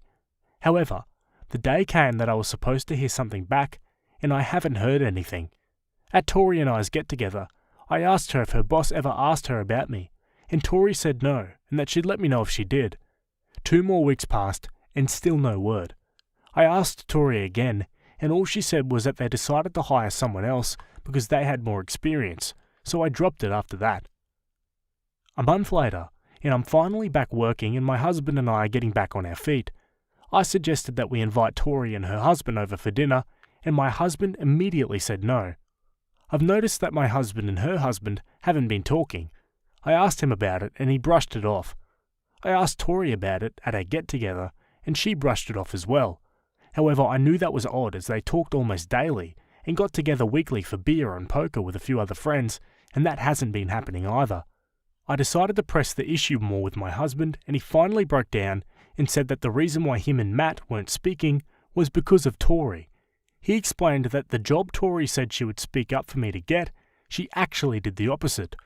I asked what he meant, and he explained that her boss actually did ask Tori about me, and she said a few things to deter her from hiring me. I asked why he kept this from me for so long, and he said it was better that I didn't know because he didn't want to ruin our friendship. Matt actually told him what Tori did, and he told Matt to tell Tori to do the right thing. They got into an argument, and that's why they weren't speaking. I called Tori, and she admitted that my husband was telling the truth and said the reason why she didn't vouch for me was because she didn't want things to change between us, because at work she was a completely different person, whatever that meant. So after thinking about asking me to apply, she decided to change her mind, but couldn't bring herself to tell me that. I was absolutely disgusted. She knew how much my husband and I were struggling and decided to sabotage my chance at getting a job for no real reason. I hung up and blocked her number. It's been nearly a month and we haven't talked yet. However, my husband and her husband are back on speaking terms, and my husband wants me to make up with Tori and to let it go so that things can go back to how they were. However, I'm not sure if they can. I feel like I've been stabbed in the back. Do I have a right to feel how I feel? Or is it time to move on and let the bygones be bygones? I admit that I do miss her, but I feel like I can't trust her anymore. Had she told me the truth from the beginning, I would have been okay, but she lied to my face on multiple occasions. Let's see what the comments think. Boy, this was a read and a half. First of all, F Tori. She effed up. You have every right to feel betrayed and to be mad for about 4 to 6 months. She broke your trust. In my country, trust is fundamental in a friendship. Do you think you can trust her again after this? She's a fake and basically admitted it. She didn't want her personal and business personas to meet. Fine, but then why refer you for the job in the first place? What she did is crappy in the extreme, and you have every right to cut her out of your life. It is what I'd do. Certainly, it's never going back to what it was before. She effed you over and lied to you. That said, I can't believe there are companies still officially working on personal referrals. It opens them up to so much potential trouble. If Tori lied to prevent you getting the job, sounds like she did, then she is liable. Not saying you should take action, but she opened herself up to that by causing financial damage to you via lies. Yeah, 100%. I think what Tori did to Opie was very wrong, especially since Opie was in that time of vulnerability, you know. Anyway, let's go to the update. Thank you all for your comments and advice. I'm glad to know I wasn't overthinking the situation. I called Tori yesterday and gave her the opportunity to meet up, apologise, and explain more in depth. She accepted my offer and we had lunch at a nearby restaurant today. Some of you guessed that the reason she didn't want me at her job was because she could have been hiding something. That was correct. She told me that she was indeed having an affair with a co-worker. I didn't buy it at all. It just didn't make sense because if that was the case, why would she tell her husband that she sabotaged me rather than to keep it to herself? Turns out that my husband was pressuring him for answers as well, and her husband kept reminding her to ask her boss why I didn't get the job. That's when she told him what she did. She also gave him a completely different explanation of why she didn't want me working there. She showed me months of steamy texts and sext between her and her co-worker, so I knew that then she was telling the truth. I asked her why she didn't just tell me. She said that she was scared that people at her job would ask me questions, and it would come out that she's married. The guy at her job that she's been seeing doesn't even know, and thinks they are in an exclusive relationship. She said that if I found out about the affair, she was afraid that I'd tell my husband, and since our husbands are best friends, he would tell hers. She gets together with her co-worker for a few hours after work and on weekends. Apparently she doesn't even work weekends. Her husband thinks she's at work all this time. She said that having me work there would ruin things as their schedules wouldn't add up, and it would get back to her husband, and he would question her about why. I asked her why she would have me apply and say that she'd get me in, knowing she had no intentions of having me work with her. She said that she didn't think I'd really take her up on her offer, as I've made comments before about her work sounding boring, and that she was really hoping that if she dragged it out long enough, I'd get tired of waiting and look elsewhere. The million-dollar question that I asked her was, what did you say to your boss to change her mind about offering me the job?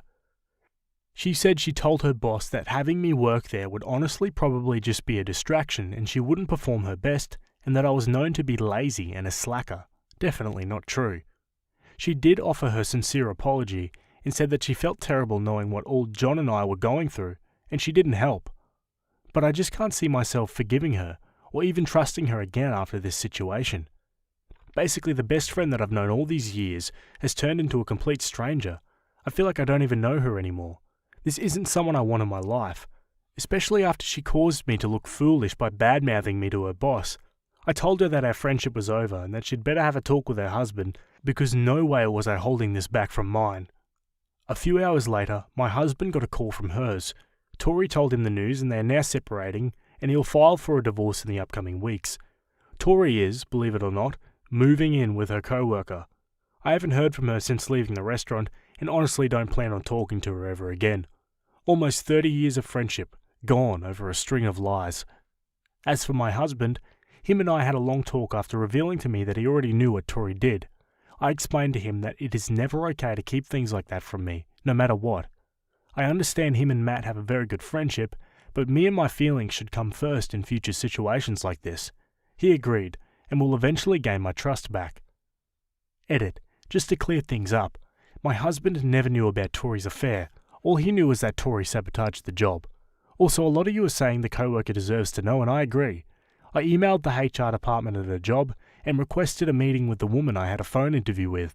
The meeting is Friday, and I'll tell her then about Tori's lie and about the affair, and I'll let her handle it how she wants from there. After this, I'm completely done with her. Edit 2. A lot of you thinking that me talking to her boss is a bad idea. If anything, I probably won't bring up the affair situation, but I do want to bring to her attention that Tori lied to her. I don't think her boss would appreciate having employees that would easily lie to their face to cover up shady stuff that they've been doing. I may just send her an email with that part of the recording attached and a quick explanation instead of going to meet her. And yes, I recorded our encounter. If I figure out how, I could possibly post it if anyone would be interested in hearing. I honestly don't care if telling her boss is an effed up thing to do. She didn't give an F about me when she watched me struggle for months and prevented me from getting a job that I desperately needed at the time. So why should I give a frick about her? She's not my friend anymore anyway. She needs to learn that she can't just do whatever she wants with zero consequences, so stop telling me not to say anything. And now, this is interesting, the next day, a throwaway account makes a post claiming to be Tori and disproving Opie's posts. Jeez, this is getting juicy. Okay, it reads as follows. My former best friend posted a Reddit about me in this sub to get sympathy, but it's a complete lie. I actually came across this on Twitter. I gave it a read and noticed that besides the names, the story sounded similar to what happened between me and Megan. I came to Reddit and read the update as well, and it is about me. I am Tori, and I just wanted to clear up a few things. 1. That night at dinner while she was complaining about not having a job and money, I never told her to apply to mine. I already knew that would have been a bad idea, and not for the reasons she stated. She told me that I was just being cynical and applied anyway and put my name down as a referral. 2. Megan never listens and thinks that she's always right no matter what. My boss did ask me about her and I did nothing but tell the truth. I really didn't think I'd be as productive being around her and trying to focus on my job as well. 3. Megan really is a lazy POS, hence the reason why she was depending on my job instead of going out and finding her own. 4.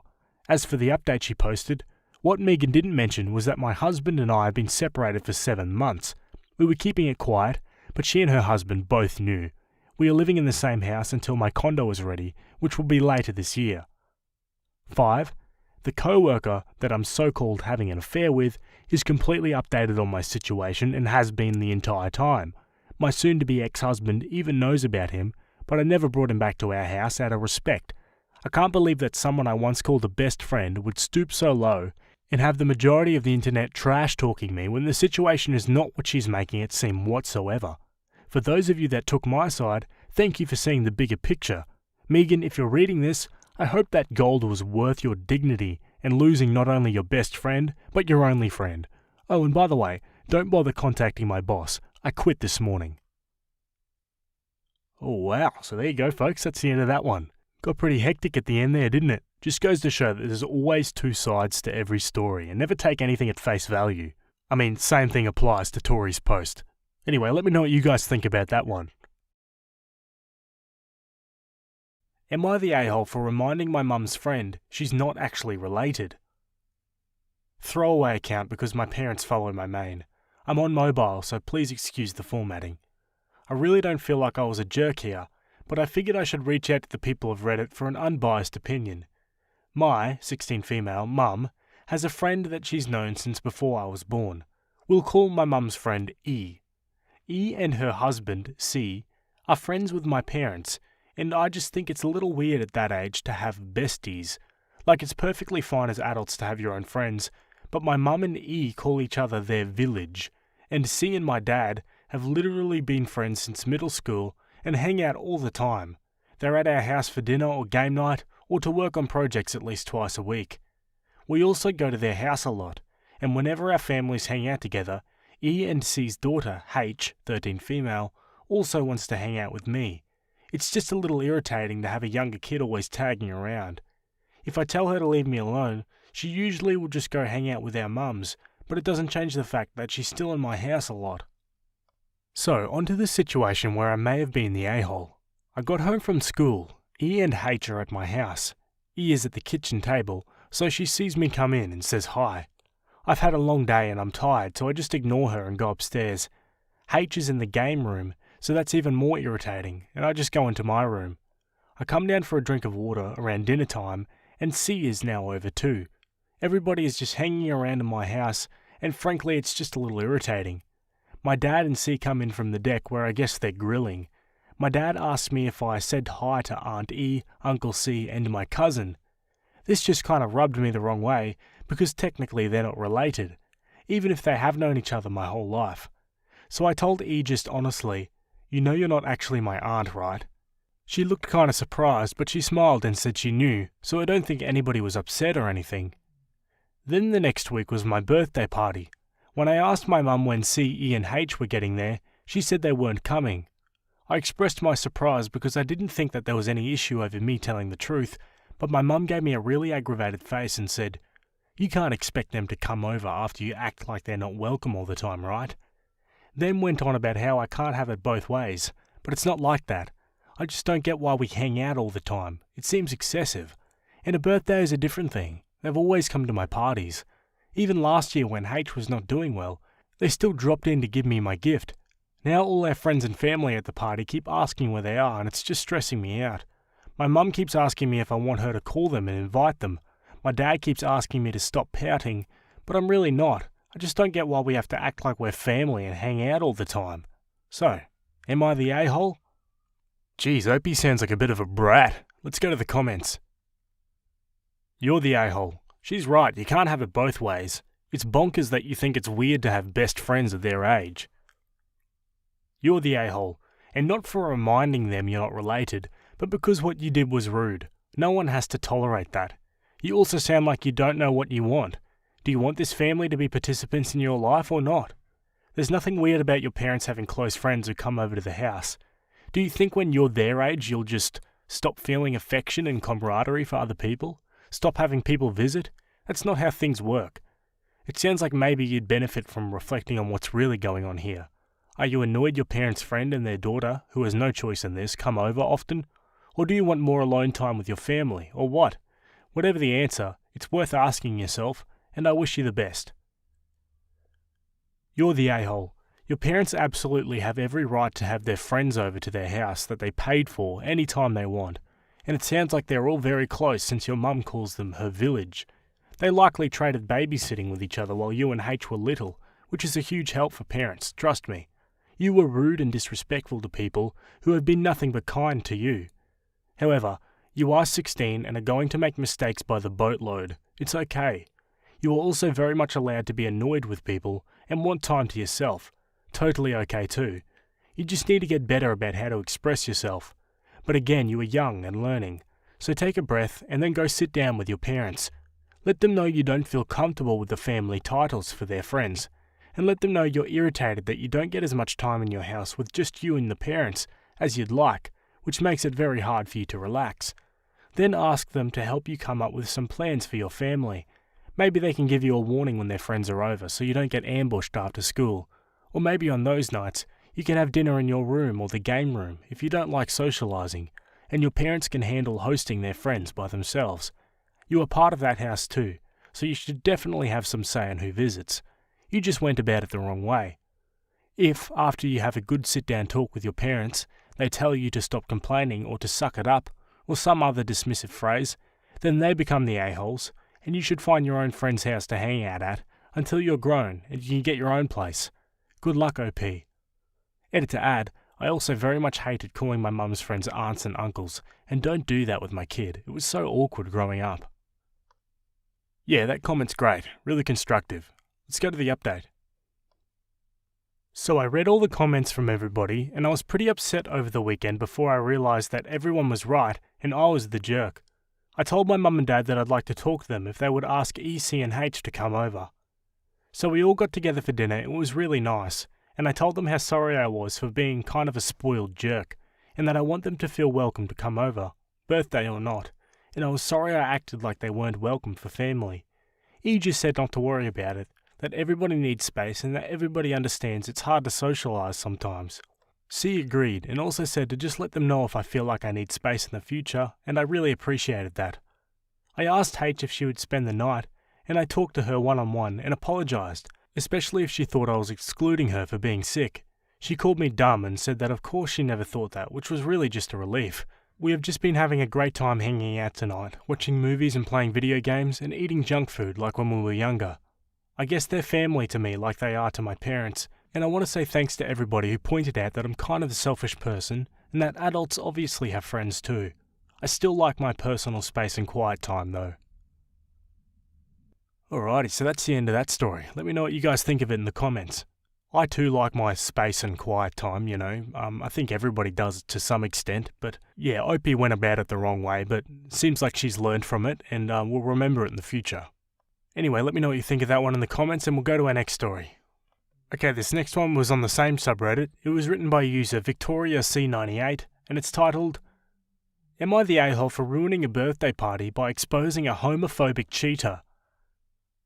Hi everyone, this is my first time posting here. Please bear with me. Yesterday, Mum took us to a friend's birthday party. She wanted to introduce us to her friends for the first time since my brother and I moved to Europe less than a month ago and started living with her. In the party, I met a gay couple. Let's call them Rob and Nick. They are wonderful and I ended up spending time with them. I walked away a bit to go to the barbecue line to make myself a plate. While I was waiting for the meat, I overheard two men talking about hooking up with a girl in the car. I ignored it because I didn't know who they were, and also that's none of my business. A little while later, one of those men sat across the table from me and Rob and Nick. Rob wrapped his arm around his husband and kissed his cheek, you know, like normal couples do. Then the guy protested loudly, saying, "Are you seriously doing this? There are kids around." It caught us by surprise, and the couple didn't know how to react, so I said, "You didn't seem to care if there were kids around when you were talking about effing a girl in the car." What I didn't know was that guy's wife was sitting right beside him, and well, you can guess what happened afterwards. He started to yell at me, calling me a liar. Then my mum and brother came over to protect me. Rob and Nick entered the fight, and his wife was lashing out at him, screaming at the top of her lungs, was even throwing stuff at him. It was a huge fight.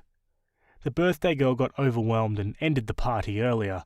I immediately apologised to the birthday girl.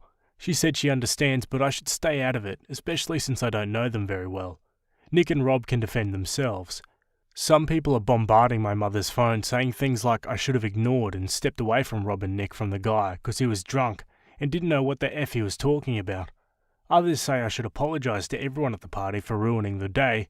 Others support me and said I did the right thing. I feel awful for my mum and the birthday girl. It was definitely not a good first impression. Let's look at the comments. Glass houses and all that. The loudmouth drunk should have kept his bigoted opinions to himself, especially considering how cavalier he'd been about his extramarital activities earlier in the day. Chances are, this isn't the first time the guy made sexual comments about women other than his wife and got caught.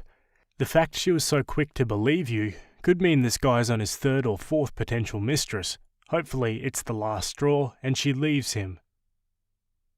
People think shutting up is the same as not taking a side. That's completely untrue. You choose to speak out. Anyone telling you to shut up is just being lazy and choosing the perpetrator, not the a-hole. Just out of curiosity, was anyone mad at the wife who escalated things much further than a simple statement? If your age was listed, I missed it, but everyone else in this scenario was an adult, and the responsibility to behave like one was on them. Don't get me wrong, I love her, but if we're going to throw blame for causing a scene, it doesn't go to the only kid in the bunch here. OP replies, "Hi, I'm 21 years old. I have no idea about the couple's age, but they look about mid-30s. The only reaction people had was to break the fight. They took the man away and tried to calm the wife down. Everybody was nice and understanding of her, actually. Other than the husband who literally screamed at my face, no one said anything negative to me, although I heard someone call me a snitch." Did you yell it or did you say it in a normal voice? If you yelled, you should have probably kept it quieter, even though you were right. It didn't have to become a big thing. If the guy or the wife started yelling and all that, then none of this is on you. You simply stated the obvious. If they can't handle the heat, then they need to stay out of the kitchen, and the back seat. OP replies, I said it casually, then he started screaming at me. I think by his reaction, his wife knew that it was true, and well, she screamed even louder. And now for an update. Hello again, guys. I wasn't expecting this to get so much attention, so I thought I'd answer a few questions and give you all a little update. First, let me answer some questions. The married straight couple were not friends with my mother or Nick or Rob. They didn't know each other and they only have the birthday person as a mutual friend. I didn't say anything loudly, it was like casual. The man's reaction was what caught everybody's attention. Rob's immediate reaction was shock, and Nick bursted out laughing. He called the guy a disgusting hypocrite, and they walked my family back to the car. I started to apologise, but they stopped me and thanked me for having their back. I was invited to go clubbing with them. Now on to the update.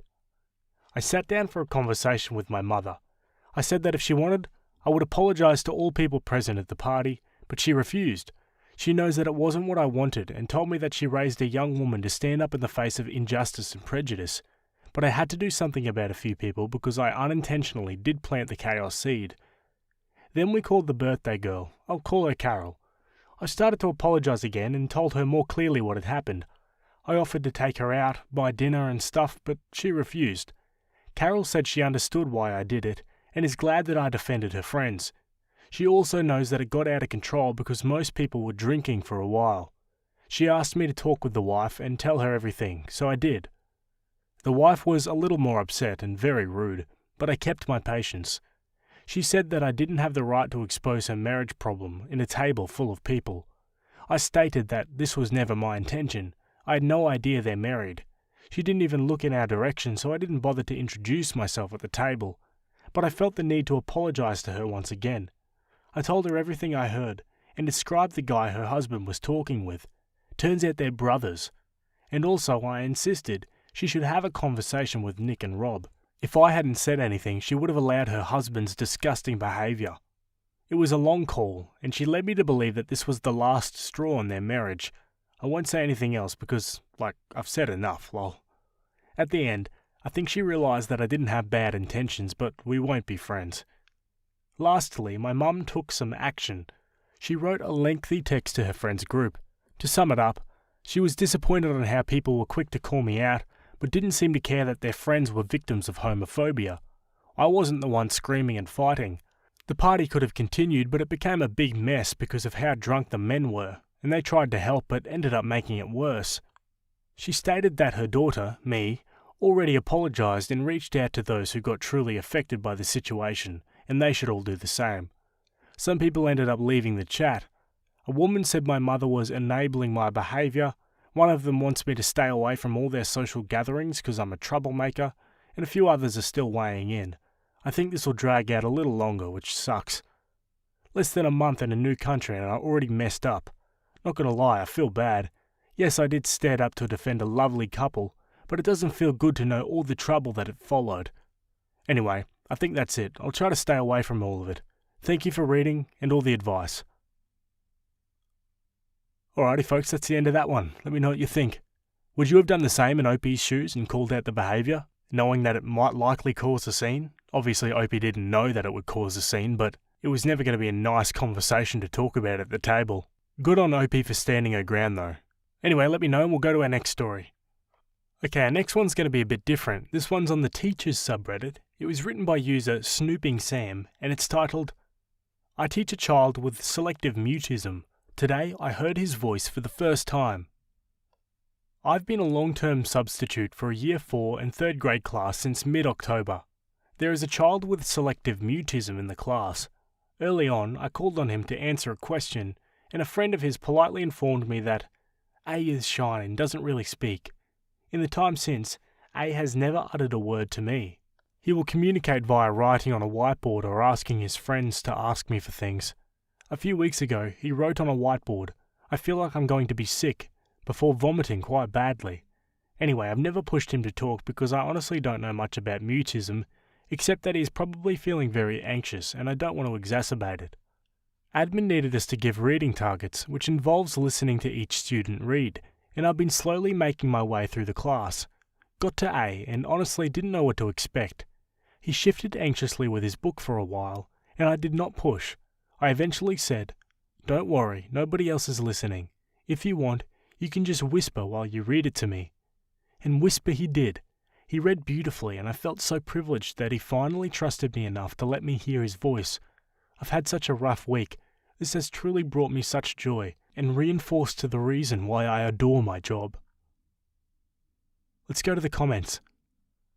I had a girl who hadn't spoken to anyone in 2 years. I watched her talk for the first time. Was it telling another boy to shut the F up? Yes, but now she's on my debate team. Props to you for handling that student situation perfectly. Kid is lucky to have a caring teacher like yourself. I had a selective mutism student from my first year. I thought I was respecting him and doing a great job by never asking him to speak. In my evaluation I have students do at the end of the year on me and my class, he wrote that he was surprised I never pushed him to speak and learned to deal with his anxiety as he hoped I would. Lesson learned. Okay, on to the update. When I first began working with this child in October 2022, he didn't use his voice at all. He would sit in silence and his peers would let me know if he needed something, like going to the toilet. The first time I heard his voice was during a reading assessment in December 2022. Come early 2023, he would raise his hand to answer questions, but would write on a whiteboard when called upon. I encouraged this as I valued his ideas and they were always great. Then in April we got new tables and chairs.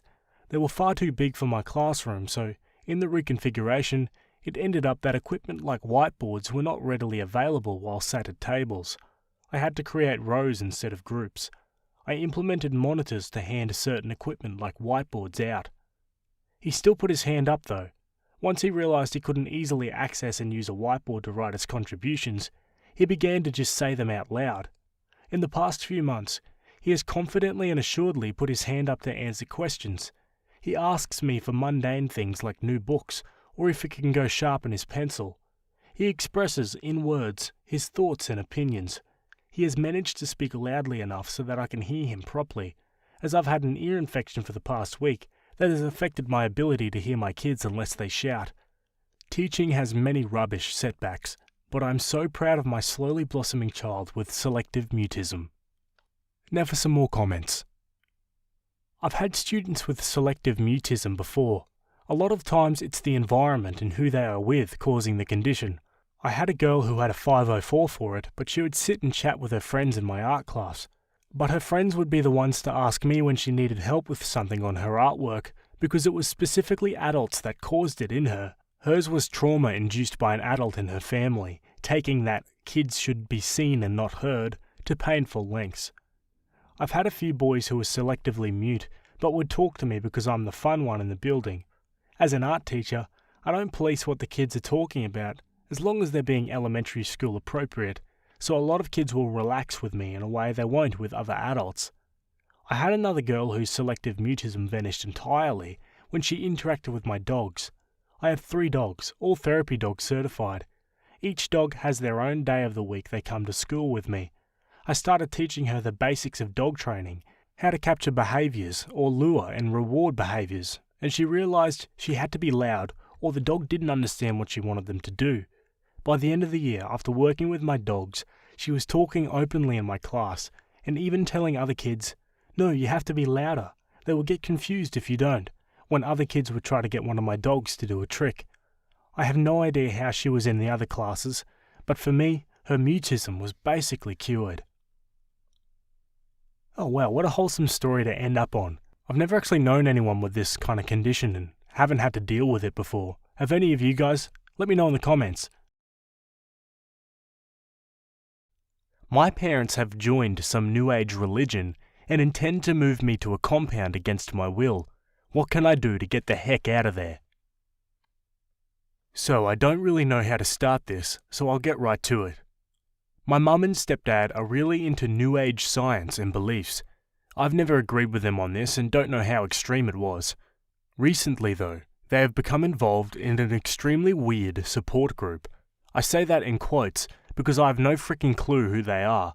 When I'm around, they never mention any group names or what organisation they work for or are a part of. Because of this, I've not had much luck finding out stuff as New Age cult gives too many results to look into. This Monday, my mum and stepdad sat me and my 4 siblings down.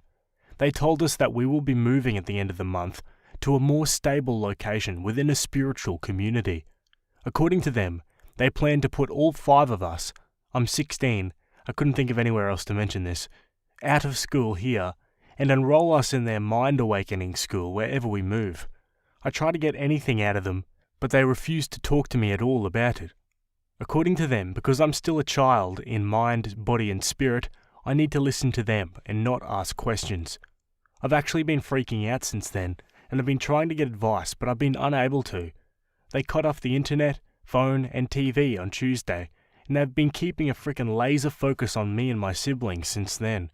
I'm currently at a friend's house, and this is the only way I've actually got access to the internet.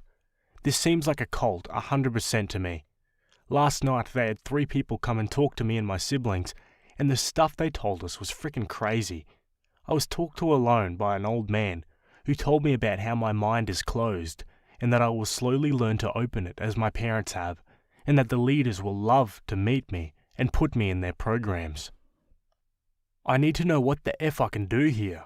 My dad has shared custody of me, and since Monday, I've had no contact with him. He is supposed to have a call with me every night, but my mum claims he's been informed and supports this 100%. I tried calling him this morning, but he didn't answer. He lives in another state, so it's kinda hard to get into contact with him outside of phone and email. I'm at a friend's house because I was able to leave the house for the first time in a week this morning, after I told my parents I wanted to go to the park, but came here and told my friend everything. Her parents are not home, but she's trying to call them, and I plan to stay here tonight if I can. My parents have forbid me from using the internet because it's full of lies from them. I'm so lost right now, it makes me sick. I do not want to go with them to this obvious compound, and I need to know what the F I can do here. Can I just run away? And if my parents harbour me, can they get in trouble? If my mum has been lying about my dad, can he do anything? Thanks. Uh-oh, Opie's in a rough spot here. Let's look at the comments. As a 16-year-old, the family court system will take into consideration where you want to live. Your father will need to file for a hearing to request a modification. Call CPS and tell them that you are concerned about your safety and that of your siblings. Running away won't solve your problems or help out your siblings. Call CPS while you're at your friend's house and express your concerns. Make sure to give them your father's contact information so they can verify that he did indeed give permission for you to leave. If your father isn't okay with this, he'll have to file in family court. So sorry you are dealing with this. 1. Call your dad.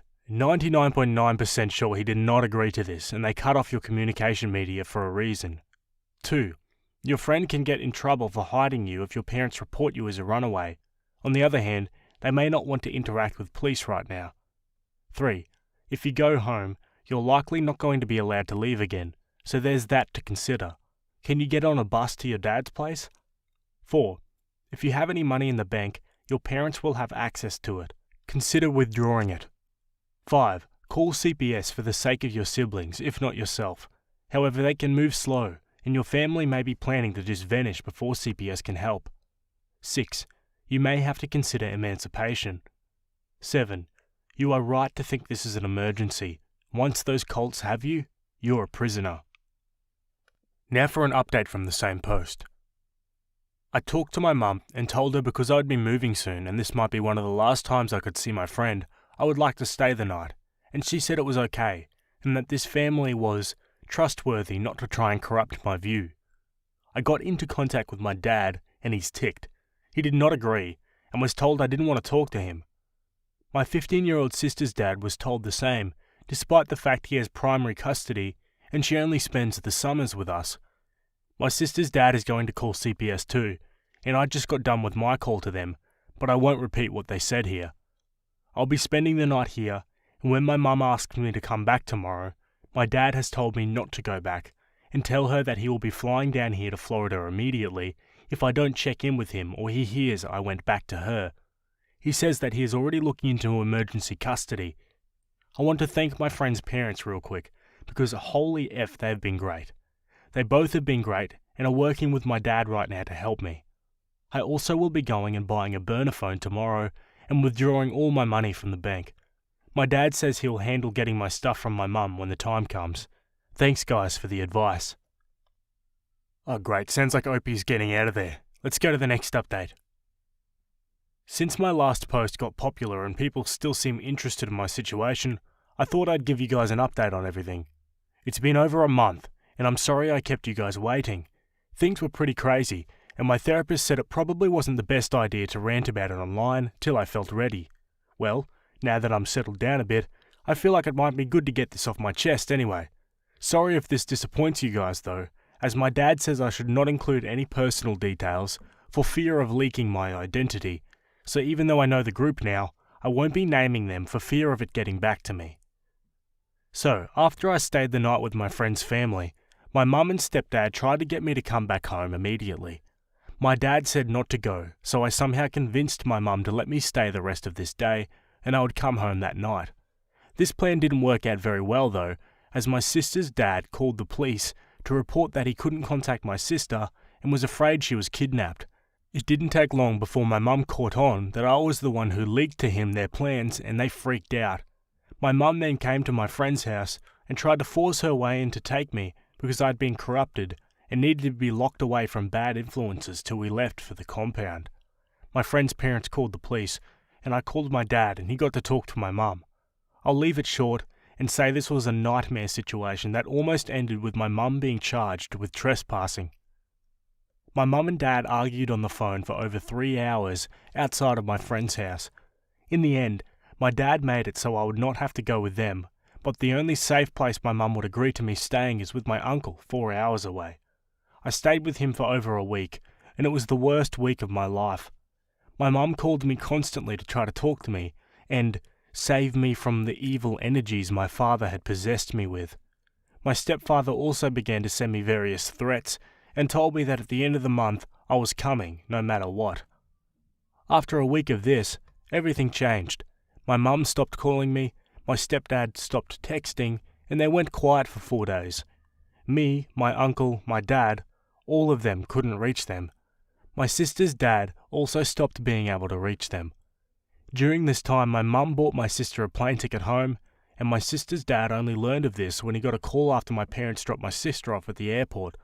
After this, my mum called me one last time. She proceeded to tell me that she had been meditating, praying to my guardian spirits daily, and talking to the leaders, all to help me open my third eye to see the truth and understand I was being used by evil. During these sessions, apparently, she finally realized the truth and saw me for the evil spawn I was. According to her, I am an evil seed, and that I not only was brought here to bring evil spirits onto her and her good children, I also infected the womb and corrupted my sister. She told me to send my uncle down and pick up all of my worldly possessions that were infected and to not come with him or ever contact her or her family again. She ended by telling me that I was never her child and that she hopes the universe deals with me. The last contact I know about was her telling my dad she wants to revoke her parental rights. At the end of last month, they moved to the compound with my 3 step-siblings. I moved out to live with my dad and I've been in therapy since then. Things are still pretty raw right now, and I really don't feel like getting into the emotions I feel towards this, but I feel like at least updating this might be a start. Thank you everyone who gave advice and sent me kind messages on here offering help. I really do appreciate it. Well, you always hear about these cults and, religious fanatical groups, but it just must be something else to actually be involved with one. Even if it's just through the parents like OP was. It must be so scary, I couldn't imagine. And I feel sorry for the step-siblings now. They couldn't get out of there. Anyway, let me know what you guys think about that story and we'll jump to our next one. Okay, this next one was written on the Am I the A-hole subreddit. It was written by a throwaway account, and it's titled, Am I the a-hole for calling my fiancée selfish for wanting to announce her pregnancy at a cousin's wedding? My fiancée, 29, and I, 31 male, just found out that we're pregnant. My fiancée mentioned that she wanted to wait to announce it at her cousin's wedding, which will be taking place on Sunday. Her cousin and her husband have been struggling getting pregnant even with IVF or the tons of others. Recently, they've just got some news that their insurance has stopped funding IVF, and not to mention the heartbreak of a recent miscarriage on Mother's Day, they almost understandably held off on the wedding.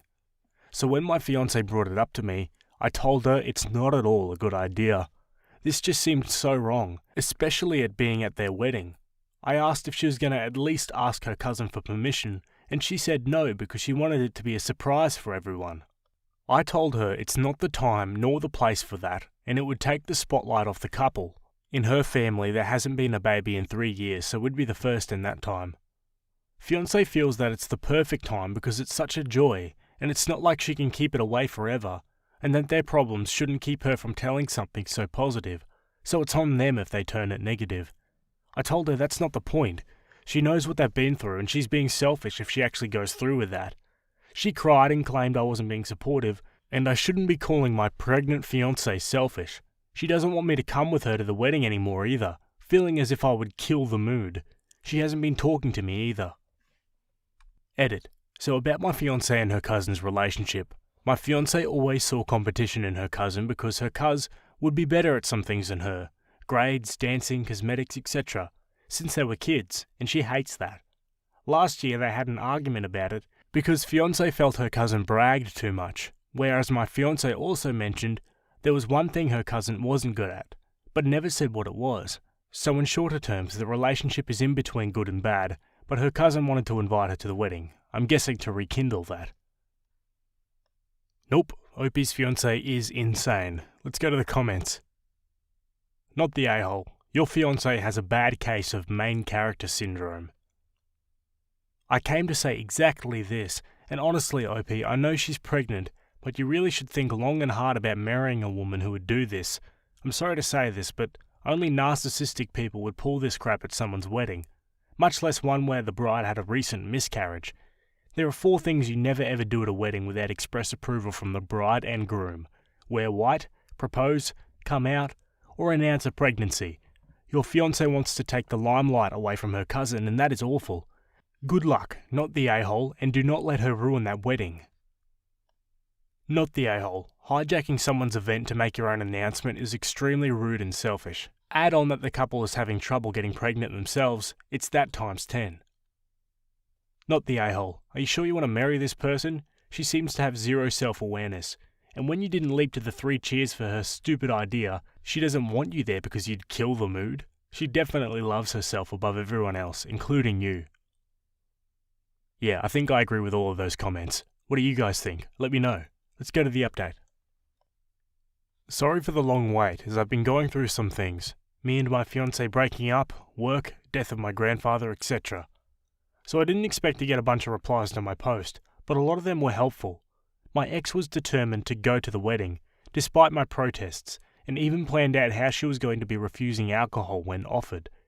I did tell my ex's parents about what she was planning on doing. I didn't want to tell the groom or bride, because I wouldn't know how to put it in words that would make the whole situation any less awful. Ex's parents did end up telling the bride's parents, and then they told the bride. The bride was so upset that she, unfortunately, called off the wedding. Everyone wanted her to continue it and invite my ex for a couple of plans guests thought of. Example, when my ex announced it, everyone would just stay nonchalant and not give her the excited reaction she was hoping for, and the classic just don't invite her plan. The bride was just understandably wanting to be left alone, and she just texted my fiancé a very long paragraph telling her what a horrible person she was. She just decided not to do the wedding anymore, and her fiancé was very heartbroken. But all in all, they were both grateful to me. My ex instantly knew that I was the cause of all of this, and she was furious at me. Even more because I posted about it here, but also said a pretty sick thing about how she still pretty much won anyways. I just decided to break up with her myself after that. Some of her family members are kinda upset with me, as they believed I just caused a bunch of drama. Now I'm currently in the works of talking to an attorney, as my ex told me I will not be seeing the baby after they're born. So all that on top of grief, working, breakup, being called a mess starter by some of her family, and still feeling like crap because either way the bride and groom were heartbroken, it's just putting a bunch of anxiety and stress on me, lol. Anyways, here's the long-awaited update. Any questions, I'll answer. Edit. So they were pretty much already contemplating on cancelling the wedding. Family members did stress her out over her miscarriage and cancelling. Her fiance's family were excessive about she couldn't carry a baby to full term like a real woman.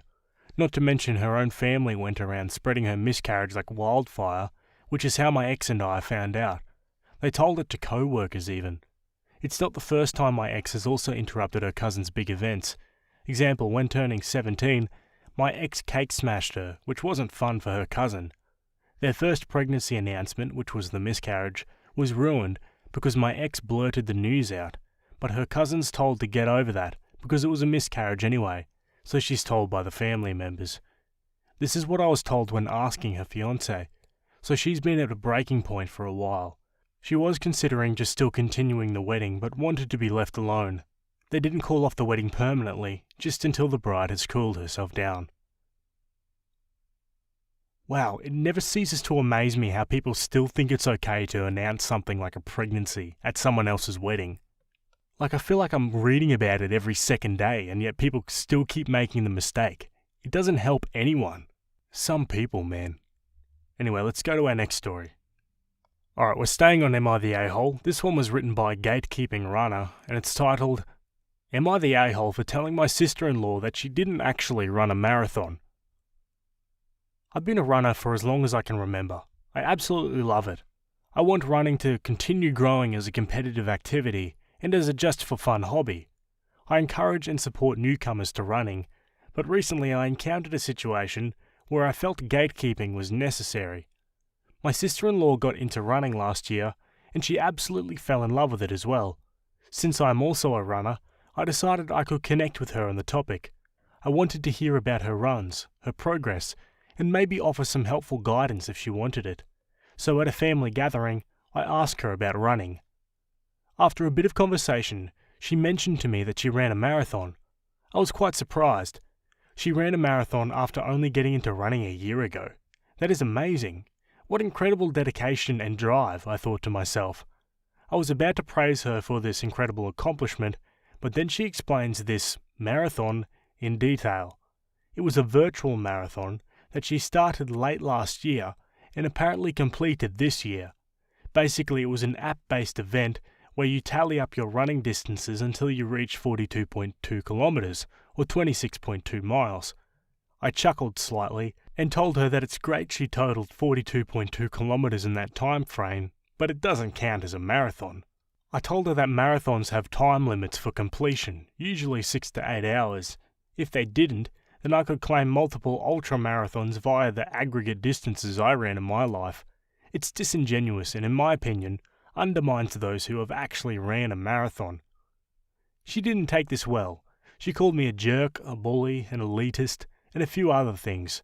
I apologized for upsetting her, but I stand by what I said. She didn't run a marathon. I didn't press the subject at all and left it at that. She wouldn't speak to me the rest of the gathering. My wife agrees with me, despite not being a runner herself. She said her sister overreacted. Their mother said that I should have just let my sister-in-law believe that she ran a marathon. Maybe, I don't know. She's 23 years old, without any impairments. Validating her marathon would feel similar to lying to a child to boost their confidence. The difference is, she is not a child. Am I the a-hole? I mean, not the a-hole. She didn't run a marathon. And it sounds like Opie was only just correcting her of that fact and she kind of overreacted about it. And even if Opie didn't maybe get the point across in the nicest way possible, he did apologise afterwards. Yeah, not the a-hole for me. What do you guys think? Let me know. Am I the a-hole for not being the nicest about my not father having cancer? I'm Sophie, 22 female, and I have 2 older half-brothers, 25 male and 27 male. The man who had been raising me as my father, 54 male, found out I was not his biological child, my 2 older brothers are, when I was 7, and promptly abandoned me and divorced my mum. He was very involved up until this point, and was actually in the middle of coaching my soccer team when it happened. He abandoned that too, and the assistant coach had to take over. Anyways, he ended up, not sure how, paying child support to my mum for me.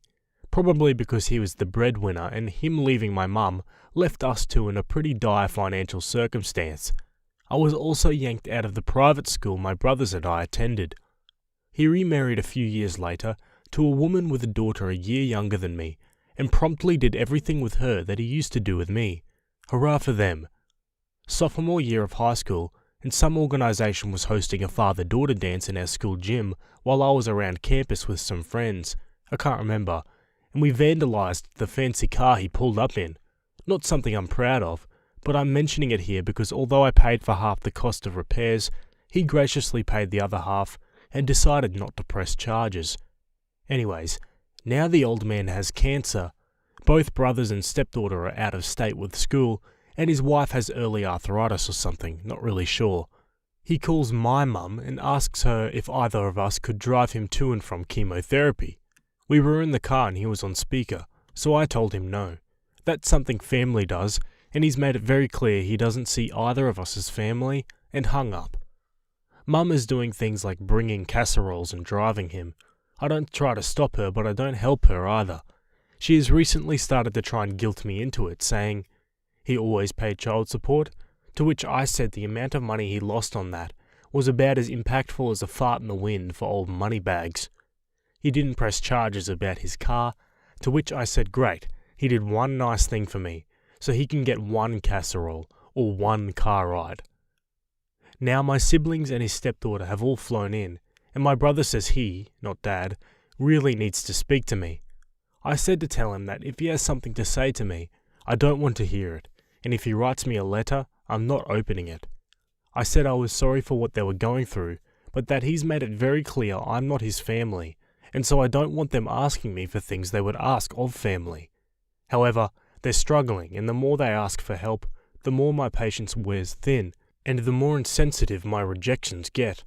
My mother recently talked with me about being the bigger person. Am I the a-hole?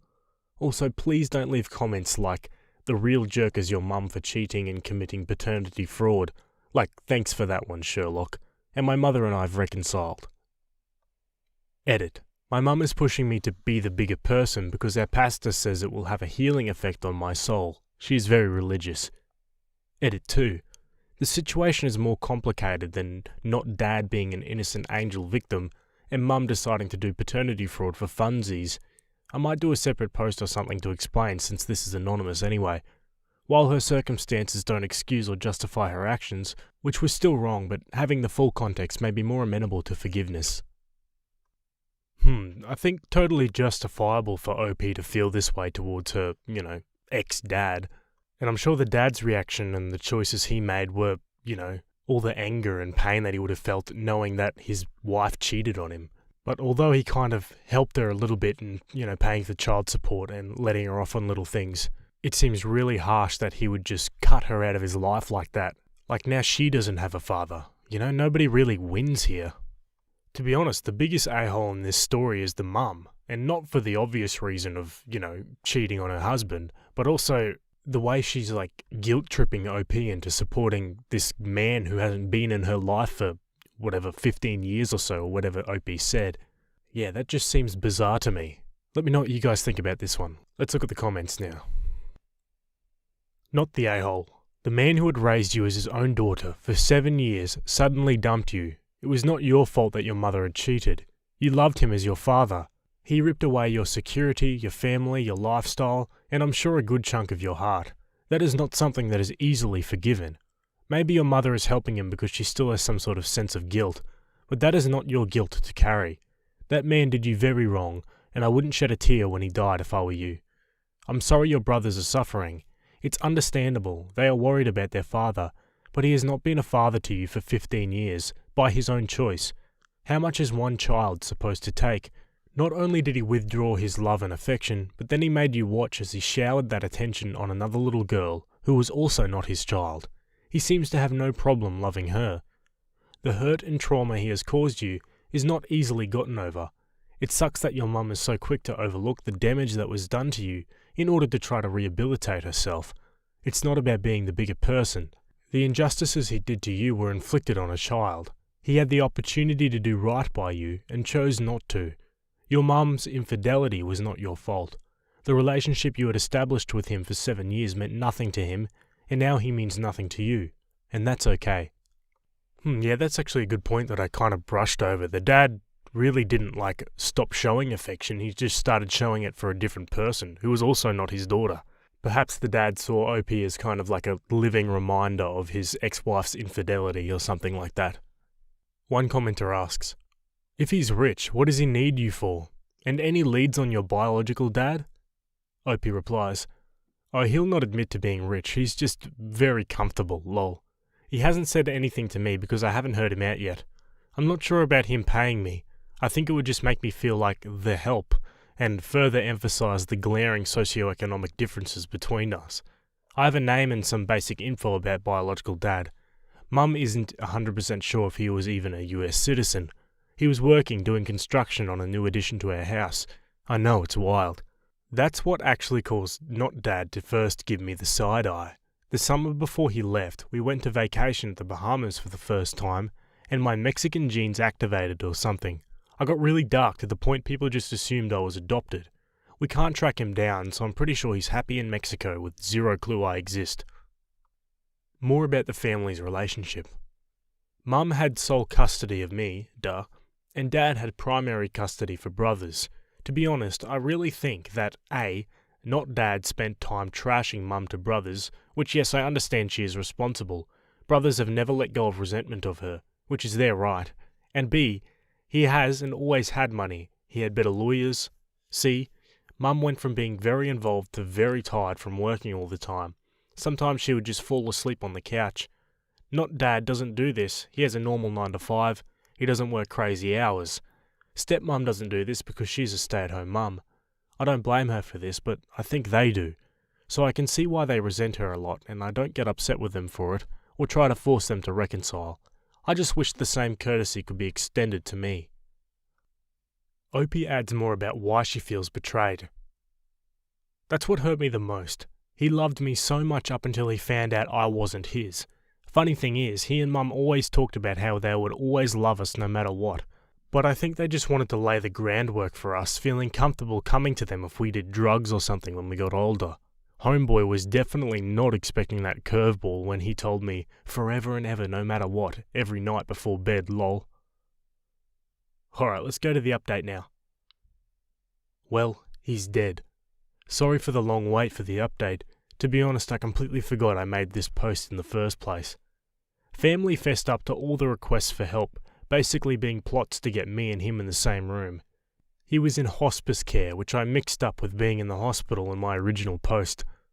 He started out by basically wanting a bunch of life updates from me. Basic things like what college did I go to, what was my major, where was I working now, did I have a boyfriend, etc. He asked me if I still played soccer and I said no, not since he left me. He looked sad and said I was really good, and I agreed. I had humoured him with casual talk for about 10 minutes, but I made it clear that I wanted answers, and for the visit to be on my terms, so this was the segue into the deep stuff. I told him I had questions for him, and he agreed to answer them. 1. Did you miss me? He looked kind of offended by that, which I thought was very audacious, and said of course he did, and I snapped back. Could have frickin' fooled me. And there was this awkward moment of silence, but I decided to keep going. 2. Why did he leave me? He talked about how he was betrayed by my mum, and looking at me was a reminder that he'd been tricked into raising another man's child, and then I got upset. I told him, to me, I was his daughter. Maybe not on a DNA test, but here. I pointed at my heart. He just got quiet and then said, "You're not mine, Sophie." 3. Why wasn't I, as a person, more important than the results of the paternity test? Was I an easy child to abandon? He looked kind of shocked by this one too, but I wanted to know. He goes, "No, of course not. It has nothing to do with you." But I snapped at him to tell me the truth, that I deserved that much, and he said very bluntly, 2 kids are less stressful than 3, Sophie. So yeah, sometimes I was relieved you weren't around, especially as a single parent, okay? But there's nothing you could have done to change or overcome the fact that you're not my child. You're one I got tricked into raising. You weren't mine, and you still aren't. I'm sorry, Sophie. This is where the list was forgotten, and I just said, "But you treated the stepdaughter like it was no problem," and he said it was different. I quietly asked if she was a replacement for me, and he said he wasn't going to dignify that with a response.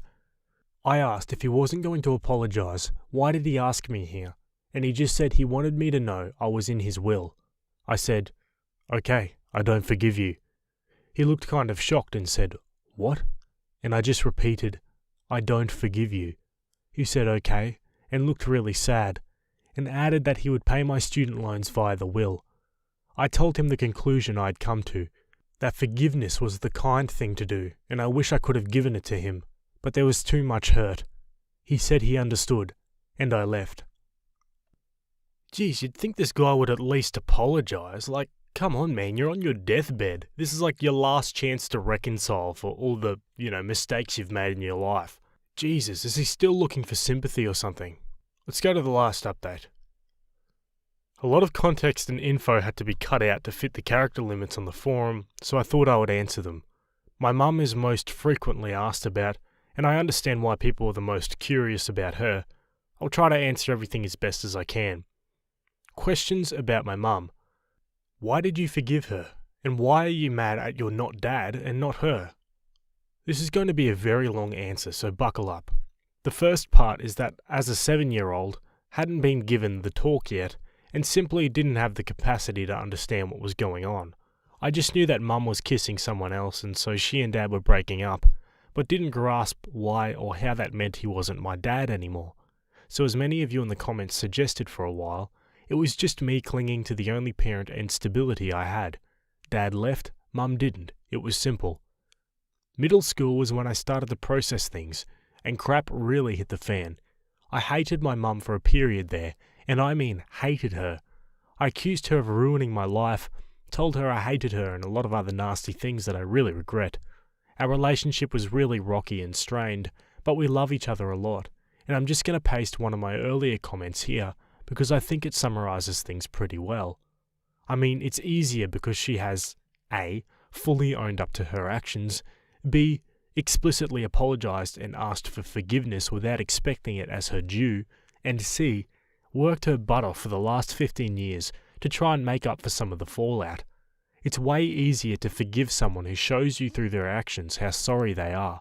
She taught me how to drive. She spent hours watching YouTube videos so she could help me with algebra homework. When I was drunk, alone and scared at my first high school party, she was the one I called and who picked me up, no questions asked. My life with her wasn't easy, but I wouldn't trade her for any of my friends' parents. Who would you find easier to forgive? Someone who did you the biggest wrong but had genuine regret and tried to make reparations? Or someone who hurt you slightly less and never reached out once? Also, I read The Scarlet Letter in high school and it made me reflect on my mother, and at a certain point I was just like, how much penitence is enough? Does she just deserve to be miserable for the rest of her life? When will it be enough? I know that for some people there's no amount of suffering she could go through that would make you forgive her or have a favourable opinion about her, and that's okay. She's my mum, not yours. Also, she is just generally a nice person and much easier to be around than not dad. What were the extenuating circumstance you alluded to? This also factored a lot in my decision to mend our relationship and sympathise with her. When my dad had my oldest brother, Andrew, he was 27. My mum was 20. Their timeline is, met her when she was 17, started dating at 18, dated through freshman year of college, and he pressured her to drop out of school the whole way through, and she finally drops and marries him halfway through sophomore year at age 20, gives birth right before her 21st birthday. Not dad, isolates her from friends, has her doing all the housework and childcare, and I mean like all of it. When I said he was involved as a dad, I should have clarified in the fun stuff. As a kid, you can't really tell the difference between a fun parent and a good parent. She has also confessed she suffered from PPD and never totally lost the weight from her pregnancies, which not dad liked to joke about publicly and berate her for privately. Yeah, he paid for everything, but that was about it. And yes, I understand explanation, but not excuse. But the portrait some of you are painting is, she was a greedy freeloading hoe who deceived her perfect loving provider husband and committed paternity fraud because she was evil and it was fun. The truth is that she was miserable and tried to remedy that by being with my biological father, which I understand is not okay, and then was terrified to leave or even fess up because he had all the money and she wanted a good life for me, even if she had to lie to get me there. She says she was on the verge of confessing and called her mother, my grandma, to ask if she and I could potentially stay with her, and Grandma was drunk when she picked up the phone. Grandma herself and her relationship with my mother is a whole different can of worms. Grandma was a violent alcoholic who lost and regained custody of my mum a lot, which led to her being sexually assaulted by her foster father from ages 12 to 13, and there's a lot of resentment and hurt between them.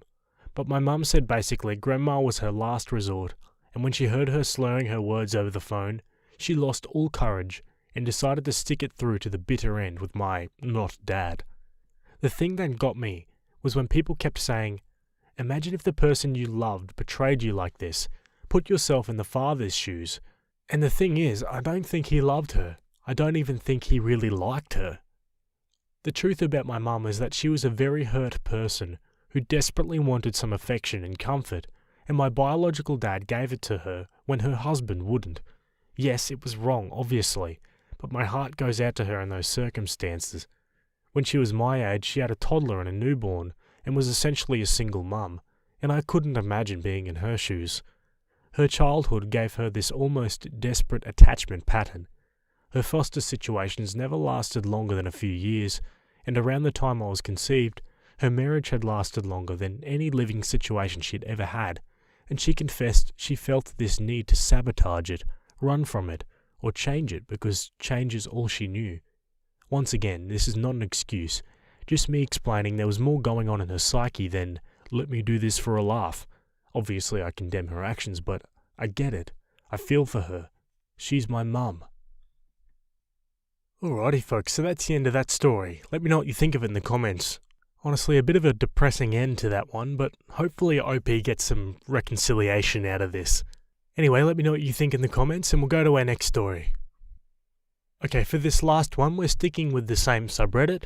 This was written by user AirSignificant and it's titled, "Am I the a-hole for going home after my in-laws excluded me from dinner at a restaurant?" I, female 26, went on a family trip with my in-laws 2 weeks ago. Mother-in-law always thought that I'm a bit ignorant and backward, and that's just because I come from a lower class family compared to hers, and that I have no etiquette. After we arrived to the hotel, they arranged to visit a fancy restaurant for dinner. My husband avoided telling me, and I learned it last minute after he'd already got dressed.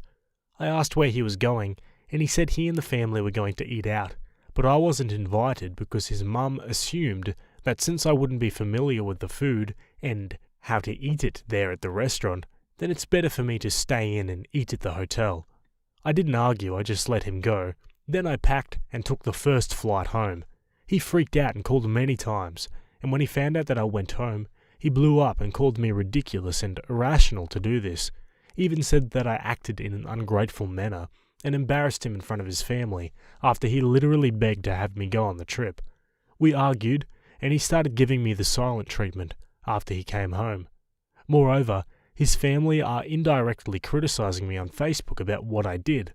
Did I overreact? Alright, I'm going to throw this one over to you guys. What do you guys think? Did OP overreact or not? Let me know in the comments. Am I the a-hole for saying I'll be driving myself and paying for my own room on the upcoming family vacation so I won't have to be a babysitter? I, 23 male, was repeatedly stuck playing the part of helper and babysitter on family outings. I had to move out of my parents' house because I kept being forced to help watch my 3 nephews. Last year, we took a family vacation in summer to the coast. I rode along with my parents and they paid for my hotel room. Only, I had to share that room with 3 rowdy boys because my sister and her husband wanted a room to themselves. I was promised time to do my own things on the vacation, but instead I ended up having to help with these kids. I complained to everyone about it and was reminded I was there for free, and then we pretty much just did only one thing I wanted to do, which was tour an art gallery. I like doing this whenever I'm at the coast, but the kids find it boring. This year my parents have a beach trip planned for June, and they assumed I'd be riding along the same way as last year, but I refused. I said I'd be driving myself and paying for my own hotel stay to have my own room. My parents were shocked and tried to remind me of the cost. I said it was no worry. I've got a good job and a decent running car. I can more than afford it. That's when the buts started. I stated the previously listed things as why I'll be driving myself and paying for myself. I want to be able to enjoy this vacation as an adult and not be treated like a child like last year. My parents told my sister, and she called to blow up at me that I'll be ruining the vacation if I'm off doing my own thing while she has to wrangle her 3 boys. I ended up yelling at her that last year all she did was rope me into her mess. I didn't really get to do much of anything I wanted to do, and I was treated like the bad guy for wanting to just go to an art gallery. I'm a grown man. I deserve my own vacation too. Now my sister is not speaking to me, and my parents are still trying to convince me to just ride along with them to keep the peace. I'm still refusing, but the pressure is getting to me. Am I the a-hole for not giving in? I know they'll have a pretty hard time when they won't have another person there to help. I don't know, to me that seems like a fair trade-off. You pay for your hotel room, then you don't have to deal with the kids. Sounds fair to me. What do you guys think? Let's go to the comments. That's a laugh. She's admitting she's ruining your vacation so as not to ruin her own. They're her kids and her responsibility, not the a-hole. In fact, you're nicer than I would be. I'd just say, no thanks, I've got other plans, and avoid the family vacation altogether. Not the a-hole, and at this point I would personally be saying, okay, you guys have collectively made it very clear that I'm not wanted as adult company, but only as free childcare. I think we would all be better taking a break from that dynamic in the interests of preserving family feeling, and so I'll not come on this year's vacation at all. I wish you guys all the best, but I'll be vacationing alone somewhere else this year. Also, tell your parents that you can't keep the peace when someone else is responsible for breaking it. Your sister's determined steamrollering of your time and goodwill is not something that you can just lie down and take forever. She is a parent and it's her job to care for her own children, even on vacation. If someone does her the favour of helping out, then she owes them gratitude for the gift, not taking their help for granted and assuming she can force them to sacrifice their entire vacation time. No one owes her that sacrifice. And no, she doesn't get to palm the kids off onto other people overnight either. Yeah, so a pretty resounding not the a-hole from the comments. Let's go to an edit from OP. It's barely been an hour since I posted, but my sister is apparently a Reddit lurker in the mornings and she saw my post. Not only is she furious with me, but she's also upset no one in the comments is siding with her. To make it short, she went on a big rant about how it's so hard to be a parent to triplets, and the least I could do is help because I'm young and single, and she needs a break. I stood my ground on my decision, and now she's calling our parents to get them involved. I'm expecting a call from them any minute. Update. Well, I'm off work now, so I can tell more of what went down. I guess you could say it's over. My sister got our parents involved, they looked at my post, and were absolutely horrified by the continuous influx of commenters. Yes, they're very angry with me that I posted here, but I told them that if they'd just listened to me to begin with, I'd never have needed to. I'm sick of the whole keep the peace mentality that sacrifices me to placate my sister. They, in turn, went off on my sister, and to make a long story short, the whole vacation has been cancelled. The hotel wasn't booked yet anyway. But my parents are arguing with my sister is blaming me, and my nephews are crying because they aren't going to the beach. My sister called me at lunch and basically implied I have no life, which is why I have time to help. I recorded that and told their parents, and that's currently what they're fighting about. Small update. I wasn't going to update again, but here's a little more. Parents said that they won't ever push babysitting of my nephews on me again, and have agreed that what happened last year was unfair to me. Right now, they're very angry with my sister for telling me I should help her because she thinks I have no life. My sister is playing the victim, and my brother-in-law is basically saying nope to the whole mess and spending most of his time at work. Thank you to everyone who has commented, you made my day. Opie then posts in a separate subreddit and further elaborates and gives more context to the story. A week ago I made this throwaway account to ask an Am I the A-hole question, and I was found to be anything but the A-hole in. I have too much to say to post in the Am I the A-hole as an update, so a friend recommended I come here. My posting on Am I the A-hole essentially opened a Pandora's box in the family. Basically, my parents and older sister had become very comfortable with me helping with the childcare of my young triplet nephews. I didn't leave home till I was 22 because I was trying to save money while also going to college. A scholarship covered a lot, and living at home kept me from getting rising debt due to my working part-time as well. I'm very thankful for this. However, after college, everyone just seemed to act like I had endless time on my hands and convinced me along a family vacation. In this so-called vacation, I was forced to babysit my 3 at the time 6-year-old nephews. I even had to share a hotel room with them, and believe me, those kids did not listen to a damn thing I said on the first night until I called their mother, twice, and I was treated like the bad guy for wanting to do other things during the trip. Like if it's something the family doesn't enjoy as a whole, then it doesn't happen, which was extremely hypocritical because I'm family and wasn't included in that vote. And you can bet I aired this grievance with my parents after my last post, and they have acknowledged being in the wrong. After that awful vacation last year, I decided it was time to move out, and did so before the summer even ended, which surprised everyone as I gave them no warning. I'd landed a great job pretty much right after college thanks to an internship, and used moving as an excuse to drop my commute from 45 minutes to 15. My sister hated this the most because it meant no more free babysitting on weekends, but she still tried to make me do it. I caved sometimes, usually being bribed with pizza, and this sort of became a new norm. But then last month my parents announced plans for another family vacation to the same place along the coast, and they basically wanted it to go the same way. I immediately saw it for what it was, a trap. I knew that if I rode with my parents and let them buy the hotel rooms, I would be screwed over the same way as last time. So I just casually stated I'd drive myself and pay for myself, and that's when the crap storm started. When my parents realised they couldn't entrap me like before, they resorted to borderline begging, and my sister practically tried to order me to go with the flow through gaslighting. Newsflash, I didn't. After I didn't cave to my sister's demands, I made the Am I the A-hole post after days of harassment, and then my sister somehow spotted that post in less than an hour. What followed was Pandora's box. At first the family was against me. My sister called their parents, and they called me when I still had a little time to talk in the morning. My parents were on the phone with me while also reading my post. I asked them if anything in the post was a lie. They sort of steered around it and called the post an exaggeration. But I pointed out numerous details that made it pretty much on the mark. Then I told them to check the comments. There were already far too many to read.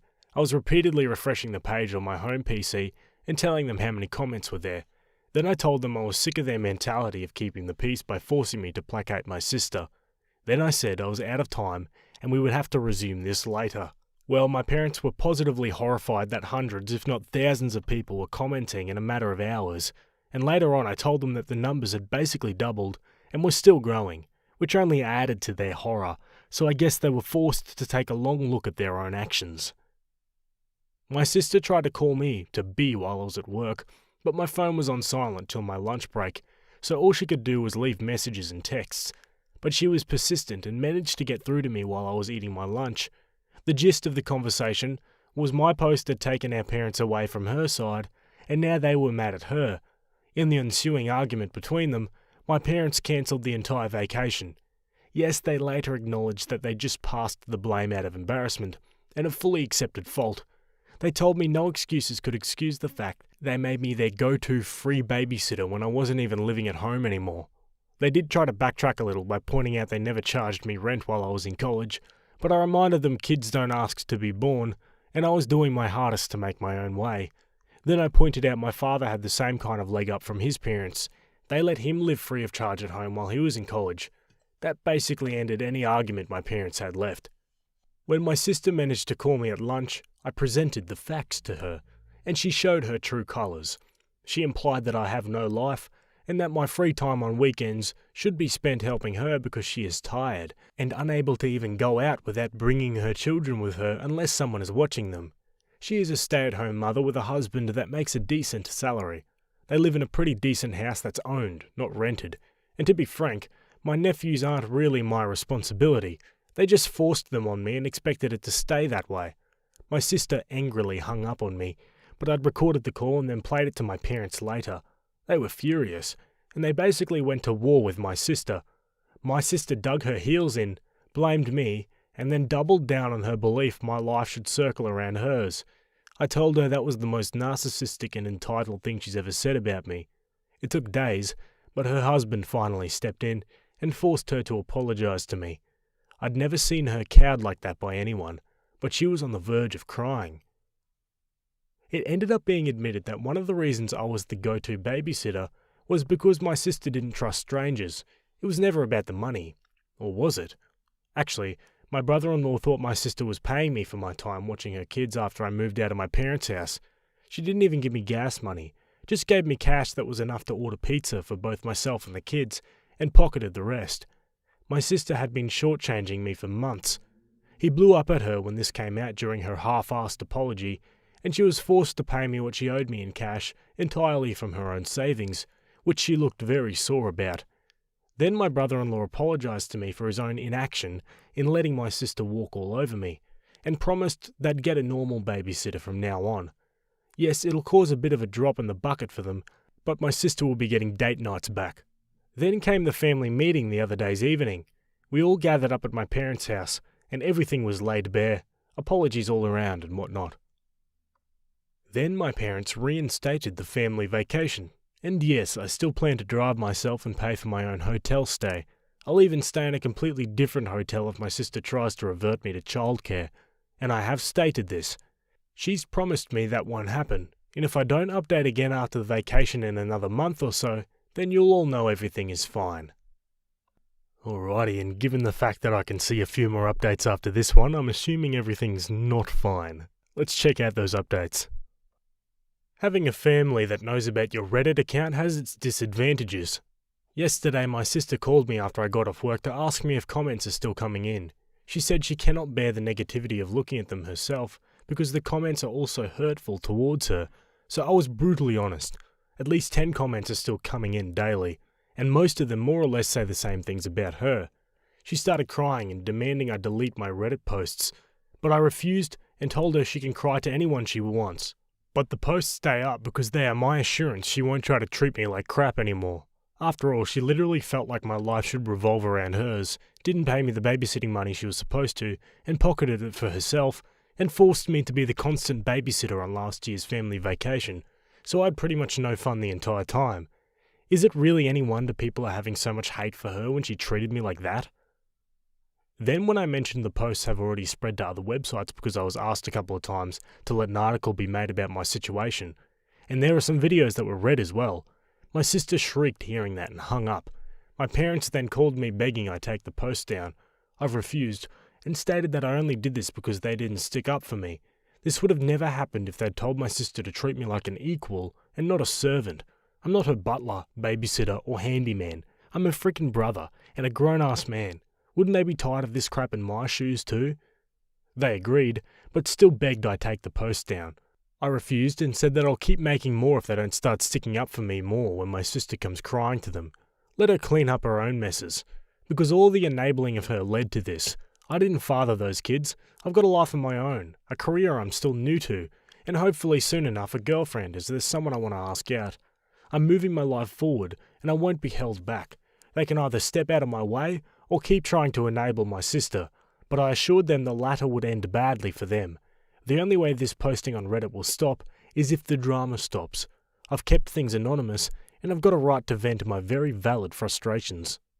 Well, that left my mother crying, my father just went silent, and I said tears don't move me. They know what it'll take to end this, and that's to stop enabling my sister. Well, my sister called me again to yell at me that our parents have told her they aren't dealing with this anymore, and to figure it out herself. Oh, and they told her to be nicer to me too. I just pictured her eye twitching as she internally screamed after hearing that. Be nice to my kid brother? What is this? Do I look it up on Google?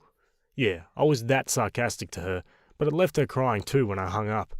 My brother-in-law called me later to get my side of the story. He was mad I'm still posting and made his wife cry, but I explained everything to him and he said he'd have another talk with my sister. I'm hoping this drama finally ends here, but the family vacation is still on for late June. I've already booked my room and put in for a day off work so we can all leave on Friday. My room is also not near the ones my parents, sister, brother-in-law and nephews will be using. In fact, it's not even on the same floor. And when we go to the coast, when it's not a family activity, I'm going to go where I want and do what I want. And you can bet I'm going to tour those art galleries, pig out on local food, and just enjoy being carefree for a change. Alright, now for another update a month later. Well, the family vacation is over. Some things both good and bad went as expected. Good in that being my parents didn't enable my sisters trying to make me babysit. Oh yes, she did try. But bad in that being my sister did try to find out which room I was in. But that failed and got her in trouble with her husband again. Firstly, I made sure to tell the hotel in advance that they were not to give out any of my information to anyone who asked, except for police, if something needing that were to come past. They assured me over the phone that they would not tell a soul. Then on the day of the vacation, I left earlier in the morning than the rest of the family. I knew they wouldn't be able to get moving as a group till at least 10 a.m, so I left at 9 a.m. Check-in wouldn't be until 1 p.m, but I wanted to make sure I had a head start. I sent out an FWI group text and was off like a shot to make a 3-hour drive. My parents were upset because they'd planned a family brunch on the way, but I pointed out I was never made aware of that, so it was cancelled in favour of fast food. Like I planned, I arrived to the hotel early, too early for check-in, but I told the desk staff I was there to make sure my parents or sister didn't give them my information. They claimed they don't do that, but I told them I know for a fact it still happens sometimes, so I'm covering my butt. When they happened to be dealing with my mother and my sister, and 3 potentially crying boys trying to guilt them at the desk, they had better not yield, and I wanted to know if they'd try anything. They awkwardly promised me no one but me would get access to my room. Then I decided to go out and get something to eat. I came back more than an hour later, and there was my parents' car and my brother-in-law's big SUV. I went to the desk to check in after making sure the lobby was clear, and it was. Then I asked the clerk if my family had asked about me, and where I was staying in the hotel. Yeah, they did, but the clerk refused to tell them. My sister had apparently tried to push it, but her husband shut her up. I checked in, went to my room, and then called my folks. I didn't mention I knew what they'd tried with the clerk, and they conveniently didn't mention it either. Then we all met up as a family to go out and tour around. My sister at one point asked me to watch her kids for a moment, to which I replied, hell no, because I knew exactly what she was doing. She would pretend to be gone for a moment, and then would be gone for an hour. I called her out, and her husband told her to stop trying to make me watch their kids. What did my sister do? She just started crying on the spot that she needs a break. Her husband scolded her that he's a tired man, but he wasn't complaining. My mother gave me the nasty look, so I went right to her and said that if she tries to even think that I should be watching those kids, I would walk away from this family vacation right now. It's not my job, and I'm sick and tired of her and my sister acting like it is. Well, that made my mother start crying too, and then she just started repeating the words, "You're right," over and over again. This is another old tactic of hers. She tries to look pathetic to guilt me, but I just said I am right, and to just let it go before walking away. Neither my mother or sister tried anything for the rest of the day. When we got back to the hotel after dinner, my family were all crowding the elevator, but I didn't get in with them. They asked why, and I said I'd wait for the next one. My sister glared at me because she knew exactly what I was doing. Then I just sat in the lobby watching YouTube on my phone for 15 minutes, and then took the elevator up. I was on a different floor, and on the other end of the hotel. I had a splendid night, and the next morning we all went out for breakfast, but I made sure they left first. I was the last one out, just like I was the last one in the night before. Breakfast went fine. Then I gave an FWI that I was going to be doing my own thing for the day. My mother tried to bring up plans to go to the aquarium and a couple of other places, so I said I'd meet them for those, but the rest of the day was mine until family dinner. They accepted this, and that day went fine too. Back at the hotel that evening though, my sister caught me leaving my room. She must have been stalking the whole floor looking for me. I went back to my room to chill a bit before dinner because I was tired from walking so much, and my sister was just down the hall when I left my room to meet them for dinner. She tried to corner me and say that I'd ruined the family vacation for her because now it wasn't hardly any different for her than at home since she had to wrangle her kids. I called bullspit because her parents were helping her a lot. Then told her that I'm sick of this song and dance of being her scapegoat and it's already over, so leave me the hell alone and get on with your life. Then I started walking with her yelling, "Hey, I'm trying to talk to you." I told her I don't give a crap and was going to dinner. She followed me to the elevator and we both said nothing to each other. I didn't stay silent and told my parents and my brother-in-law that my sister had stalked me to find my room. She was scolded like a child. She had a pity party. I told her to stop milking it and grow up. The old days when she could force her will on me were over. And then I walked out of the lobby into my car. This time I was the first one to dinner. When everyone else arrived, my sister looked depressed, but not a damn thing was said about what happened before, and that was just fine with me. My sister refrained from making eye contact with me the entire evening, and this time I didn't give a crap about riding the elevator with the rest of them, and I told them bluntly that unless it was an emergency, no one is coming to knock on my door. I had a do not disturb sign for a reason. The final day everything went swimmingly. Neither my sister or mother bothered me at all. They'd fully surrendered at this point. Yes, during the whole vacation I did play with my nephews a bit. I'm not a complete jerk, I didn't stonewall them. I kept up being the fun uncle, just not the babysitter uncle. The kids didn't even seem to care, they just wanted to play. I even bought each one of them those little baggies of crystals and polished stones to take home as a souvenir. There was a bit of mild drama between my sister and her husband, but that was just some small disagreements that I didn't bother to pay attention to. All in all, I'd call the vacation a win because it finally hit home for my mother and sister that the old way they did things involving me is over, and I have my own life. Okay, on to the last update for this story. They really don't know when to let well enough alone. Hey mum, hey sis, I warned you that if you didn't stop I would go right back to Reddit, and here I am. The short of it is that my mother and sister saw my last post and freaked out. My sister was stalking my account for days because she knew I'd post. Well, what did she expect? That I would just say everyone had a good time? She called me and cried that I made her look like a bad mother. I ended up replying, well, if the glass slipper fits. My sister argued with me some more, but I asked her to name anything in the post that was a lie. She tried several times, but I pointed out that every detail was spot on. So what does she do? She calls Mummy. Then my mother showed up at my door demanding I delete all the posts. I told her no, and now I have ammunition for one more. I ended up making her leave crying. I spoke with my mother and father over the phone later, and bluntly told them that their enabling of my sister led to the previous family dynamic. I will never go back to how things were. So if they have any hope of that, I'm snuffing it out for good. My parents then told my sister for the love of God to stop blaming me and to leave me alone. They can't take the stress of my retaliation anymore. Well, my sister had a literal "no one loves me" pity party, and my parents had to snap her back to reality. My brother-in-law hasn't called. Pretty sure he's staying indifferent and neutral. But this can't be good for his marriage or my familial connection to him. So out of respect to my brother-in-law, I'm sorry man, but your wife just pushed me too far. Currently my parents are insisting my sister gets counselling, because she can't be a mum and juggle the habits of her old life too. Woman up, as they say. Either way, I'm hoping that this is my last post. You hear that, sis? If you don't stop thinking I should have been your personal slave, babysitter, watchdog, etc., and want to keep acting like the whole world is against you because you can't lord over me, then we can't be around each other. Maybe we can get along and move past this crap if you're willing. Don't give me a reason to write anything else, and the Reddit posts about you end here. I'll only post ones involving me and the treatment I get from people. Treat me like a decent human being, and this will be over. Capiche? Alrighty folks, so it's finally the end of that one. Let me know what you think of that story in the comments. Honestly, I feel like that story is something that a few of us can relate to in some sense. You know, at some point in our lives we've all found ourselves caring and babysitting for something that isn't our responsibility. Anyway, let me know what you guys think. Would I be the a-hole if I ask my fiancée to change her wedding dress? The dress itself is very beautiful, but there is a backstory. My fiancée, 30 female, was engaged 5 years ago and was about to get married to her soon-to-be husband at that time. But that guy eloped with one of the bridesmaids. The wedding was cancelled, and she didn't get to walk down the aisle. 2 years after that, she met me, 31 male, and we started dating. Now, I love her a lot. I want to spend the rest of my life with her. I understand what she went through because I was cheated on as well. We are planning a wedding. I know we're not supposed to see the wedding dress and whatnot, so I didn't ask which dress she'll be wearing.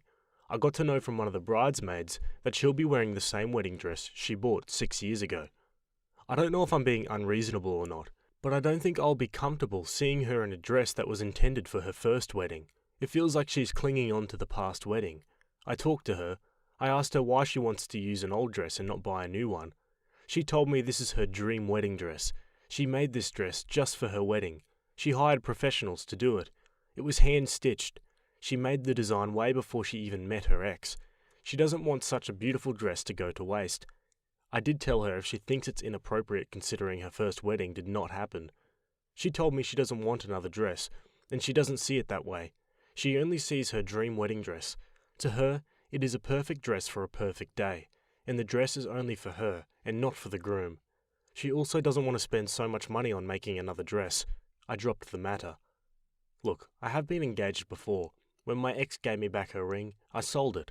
I bought a new one to propose to my now fiancée.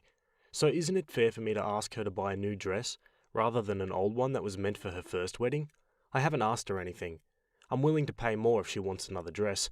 I don't want to hurt her feelings. I want her to be comfortable with her choice, but I feel like this is something we both have a say in. So, am I the a-hole?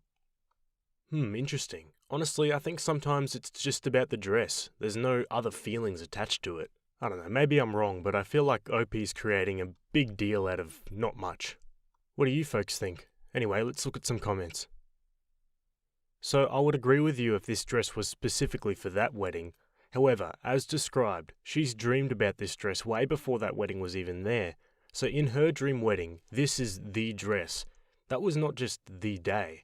I think if you take a step back to see it from her point of view, the dress itself is sentimental for reasons beyond the first wedding. This dress wasn't made with that husband in mind, but with her, and what she dreams and wants.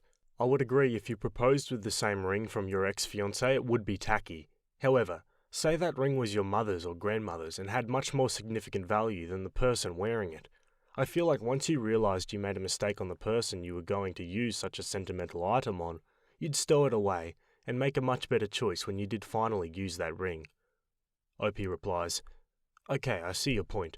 The dress to her is basically something she wants to hold on to, like an ancestral piece. Is that right?"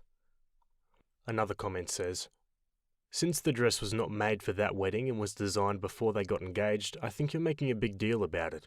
The dress has sentimentality value for her, not the relationship itself. I think you're reading way too much into it. The difference between the engagement ring and the dress, the engagement ring was bought with your ex in mind. The dress was made with your fiancé in mind, not her ex." OP replies, "Okay, I should be more clear. She made the design of the dress on a paper when she was in college. The dress was made after her ex proposed to her. That's when she dug out her old designing book and gave it to a seamstress to make it." You're the a-hole. Look, she fully intended on using her vagina with that dude for the rest of her life, and you didn't expect her to replace that, did you? It's a dress that she intended to wear at her wedding. She didn't wear it at her wedding because she didn't get married. Okay, let's go to the update. Okay, I received a lot of feedback. I appreciate it. I thought it would be better to just communicate my thoughts to her rather than demanding her to change the dress. I talked to her today. I said everything I mentioned in my post about my insecurities and my analogy of the ring. At the end, she told me the same thing most of you guys have said. The dress represents her. It's not about the groom. She designed that dress when she was in college and came across the dresses worn by both her grandmothers. She took inspiration from their dresses and made them into her own. And my ring and her dress is not the same. At least my ex-fiancé got to wear the ring. She never got to wear the dress, and she's glad because the dress would have been tainted with bad memories. She wanted that dress to be an heirloom. She wanted to be buried in that dress if she ever dies. She further told me she was going to make changes for the actual dress anyways, because during her first wedding, she had made some modifications.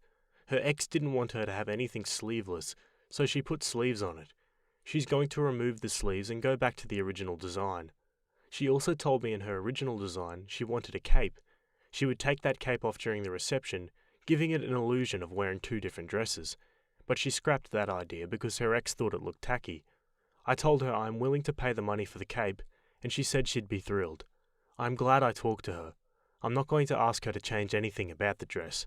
She wants to go back to the original design, and I'm happy with that. I talked to her about this. We are rushing our wedding, so everything needed to be quick, and buying a new dress would be another pain. Also, a lot of you guys have been asking me to show the design. I don't have a picture of the dress, I only have Pinterest links my fiancé gave me as a reference to the cape. Now for a couple more comments. If she ever dies, buddy, have I got news for her. OP replies, "This is some weird tradition that brides should be buried with their wedding dress on. I want to go out like the way I came into this world, completely naked, Lamau." She's not having a wedding because she loves you. She's having a wedding so she can wear this dress and be the centre of attention. You were just a prop. If this was really about the two of you uniting, she wouldn't care what she was wearing. Starting to see why the other guy bailed. Hopefully she doesn't make the divorce all about her, but with the way she's acting, get ready. OP replies, "I don't think that. I already talked to her about it and sorted things out. I'm wearing something too that symbolises me at my wedding. It is a watch that I bought after I saved money. I wouldn't have forced her to wear something that she doesn't feel comfortable with. You are perhaps reading into it too much, and I think it's insensitive to poke fun at people who went through a tragedy and were betrayed by both her friend and lover. It is her wedding too. She deserves to be the centre of attention along with her groom. Nobody wants to look like an owl on their special day. My mother-in-law is kind of neurotic. My fiancée has been stressing a lot because of the wedding. We were discussing the guest list, and she popped out of nowhere and told us to invite her friend Jane. My fiancée doesn't hate Jane, but she has beef with her daughter, Stella. Years ago, when my fiancée was about to get married to her ex, Stella eloped with him, and it was a betrayal because Stella has been a close friend of hers. She was one of the bridesmaids. My girl was devastated. I understand her pain because I was once cheated on too. Now her mother wants to invite both Stella and her husband, the POS ex.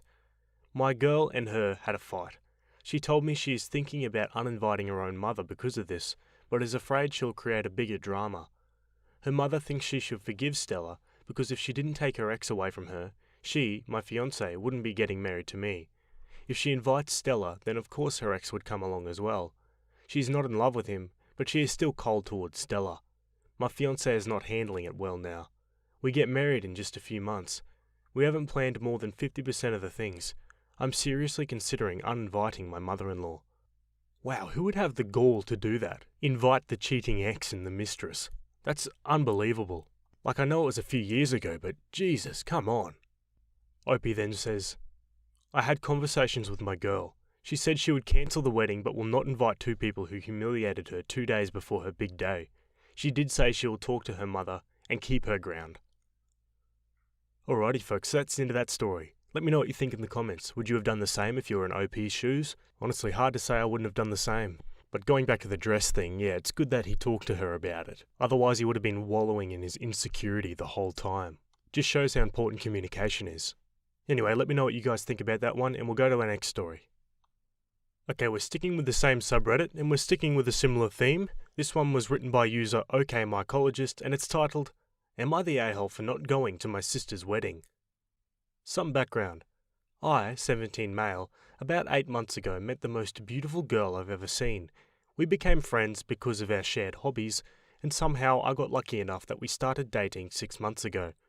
About a week into dating, she told me that she was trans, male to female. I accepted this and had no problem with dating her. She was happy, and as I've said, me and her have been dating for 6 months. She has met my family multiple times, and about a month ago, she told them she was trans as well. Everyone accepted, or if they didn't, they kept their mouths shut. Everyone except one. My sister, 24 female, got huffy and started to ignore my girlfriend. She asked me later how I expected to have kids one day if I was dating a fake woman. I told her to shut up, and I don't want kids anyway. She got quiet, and that was that. My sister's wedding is in 3 months, and she sent out invites to RSVP a few days ago. Everyone is allowed to bring a +1. I chose my girlfriend and sent in the RSVP. Today she came by, and while hanging out with my parents, she told me my girlfriend couldn't come. When I asked why, she said, and I quote, I don't want a delusional boy at my wedding. At first I wondered why she thought I was delusional, and then I realised she was talking about my girlfriend. I told her to take that back, and she said she's only speaking the truth. I called her a transphobe, and said that either me or my girlfriend go, or I don't go at all. She said she's not letting that creep into my wedding, so I said to not expect me there either. She laughed like she thought I wouldn't follow through with it, but I withdrew my RSVP and threw her wedding gift in the trash. Now she's ticked and is getting everyone else involved. My parents are staying neutral. My sister's fiancé is actually on my side, love that guy, along with my uncle. My aunt and cousins are on my sister's side, and some are pressuring me to go because it's my sister's big day. Others want me to just keep the peace, and my aunt was just as transphobic as my sister. My girlfriend said I don't have to destroy my relationship with my sister over her, but I told her that if my sister was like this, then it would have ended someday anyway, so it might as well be now. But I'm wondering, am I the a-hole for splitting the family up between supporting me and supporting my sister? Let's go to the comments. Not the a-hole. Even if your girlfriend wasn't in the picture, it's your sister's wedding. She has every right to say who is invited and who isn't. However, I think your sister forgot that you have every right not to attend. Not the a-hole. Maybe one day you'll feel a twinge of regret for not going because your relationship with your sister grew and evolved, but you'll never regret standing by your values and principles, and that is what you're doing here. It's less about your girlfriend not being invited, and more about the transphobia and disrespect your sister is showing another human being. Not the a-hole. and the fiance isn't that great a guy if he's still going to marry her after seeing she's transphobic. I wouldn't be having kids with her either if I was him, mostly because I know how she'll react if they are trans. OP, keep it up. Transphobes will try to wear you down, and when you aren't convinced, they'll turn to personal attacks on your girlfriend. Tell her to block everyone trying to convince you to come now. Trans rights are human rights. I'm proud of you and your girlfriend. Yeah, pretty well put, that comment, I think. Let's go to the update. So it's been about a month since I posted, and it's been a fun one. So my sister received a couple of ultimatums. The first was from her fiancé, who told her that if she didn't apologise for how she acted and what she said, that he would call off the wedding. She half-asked it, but I accepted it, because she's annoying enough already. In my previous post, people believed my parents were transphobic for not taking a side, but they aren't. They've been nothing but kind to my girlfriend. Me and my sister are their only kids, and they want grandkids. I never want kids, and I've made this clear. My sister wants a big family, and my parents have reasoned that if she does throw a kid out for being gay and or trans, that they could take them in if that ever happened. My parents asked me if they would be okay with them going to her wedding. I gave them my blessing, which felt weird as F, not gonna lie, and they gave my sister an ultimatum. Either she invites me, or they don't go. She relented and re-invited me, but not my girlfriend, so I'm still not going, but my parents will. I'm fine with this compromise. My parents have set aside some money and told me to take my girlfriend on a nice date that night. So my plan is to take her to dinner, then we get to see a movie opening night. My sister's wedding fell on the same day as the movie, so it all worked out, I guess. Me and my girlfriend are still together. She's currently wrecking people in Smash with me while I type this. All in all, life is good. After her apologies, I've gone no contact with my sister.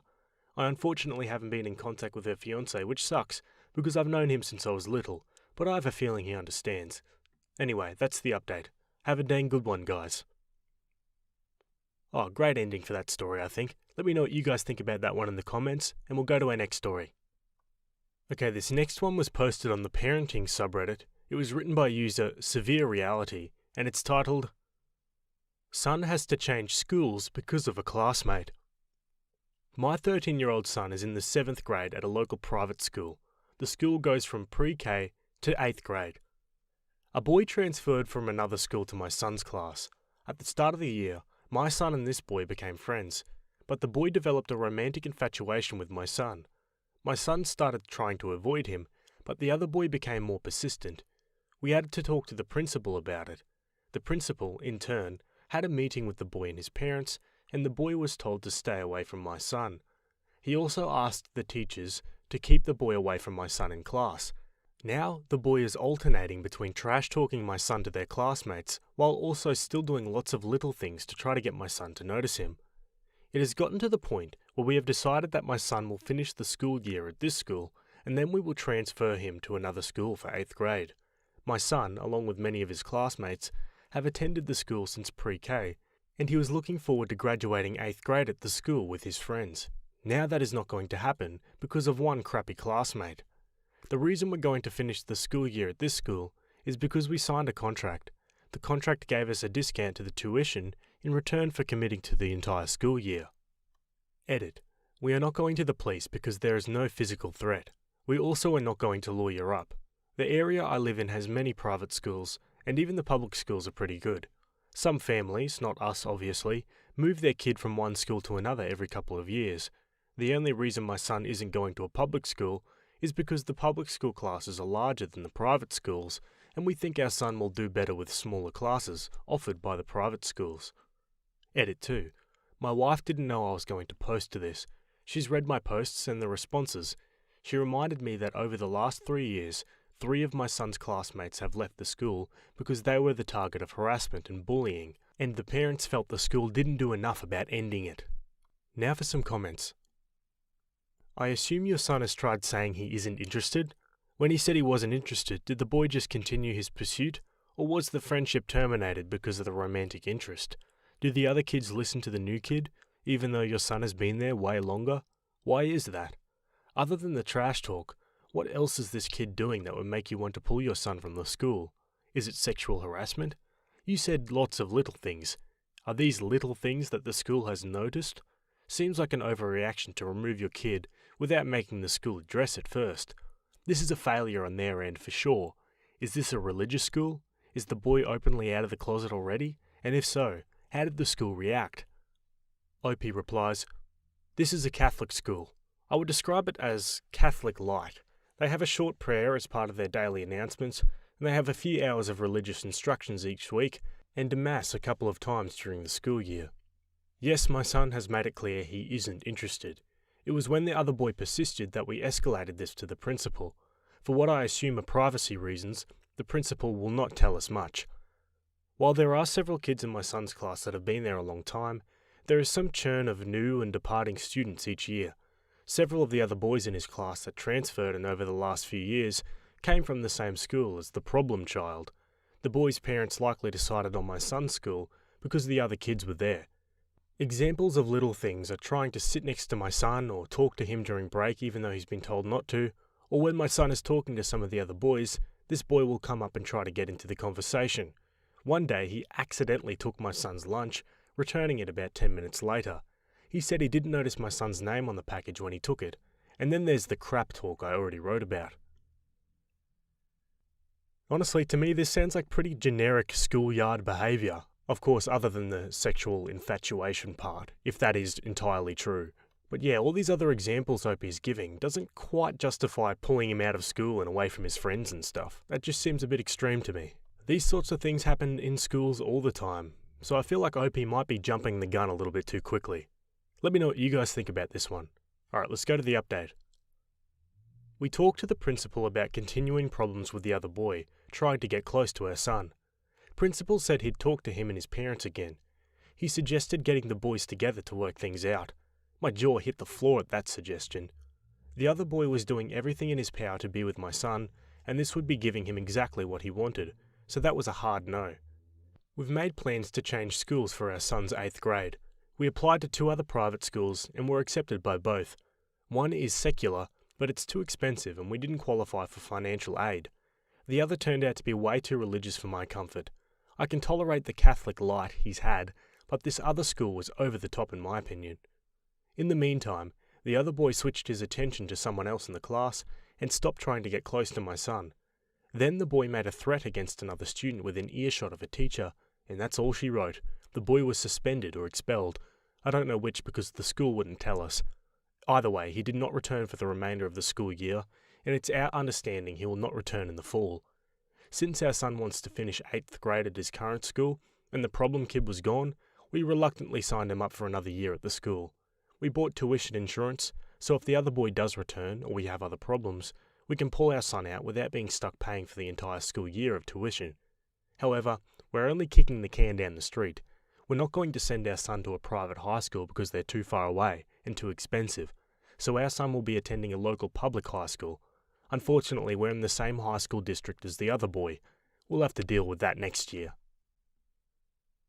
Okay, great. So it sounds like most of the problems kind of sorted themselves out here anyway. Honestly, from what I've heard, private schools have a pretty bad track record of, sweeping things under the rug like this. I think a lot of what they stand for is image, and almost like keeping up appearances. I don't know, I'm a public schoolboy from Australia. What would I know? Let me know what you guys think about this one. Maybe you can relate to this story, or have a friend that's been in a similar situation.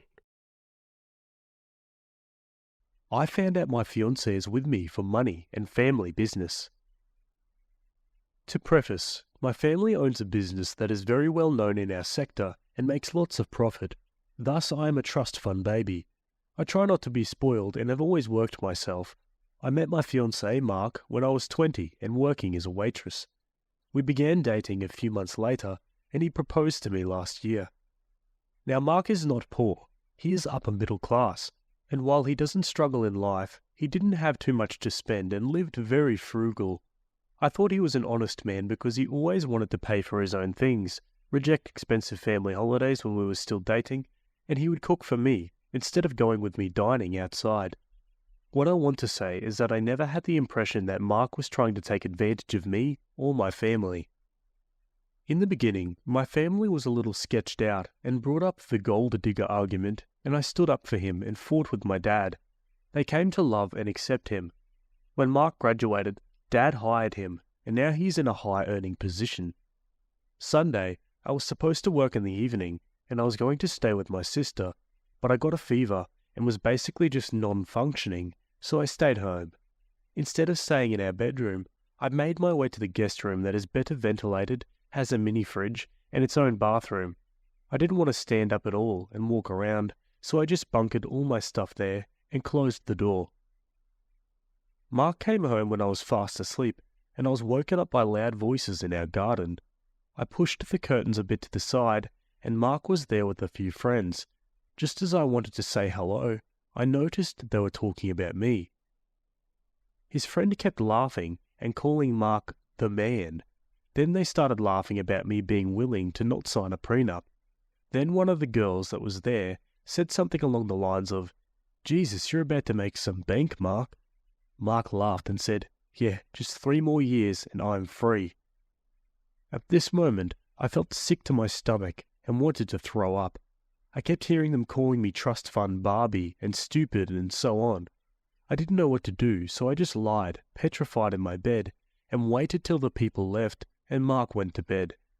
I texted my sister and snuck out to her place in the middle of the night and just passed out without telling her anything.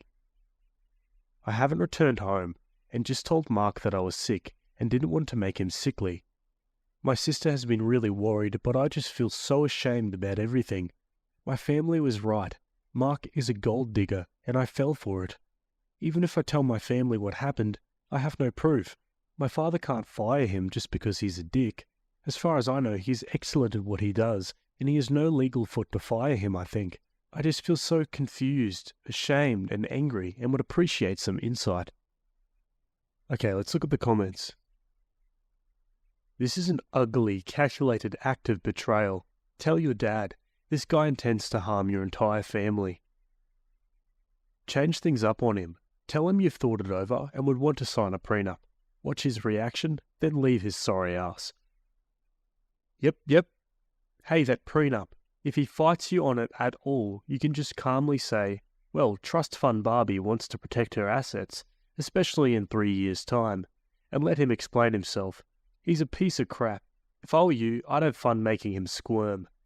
P.S. Dad may not be able to fire him for being a piece of crap, but Dad can now pay extra close attention and maybe not let anything fly, like he may have been for his future son-in-law. This isn't the first time he and his friends have talked about you in this way. It's the first you've heard of it.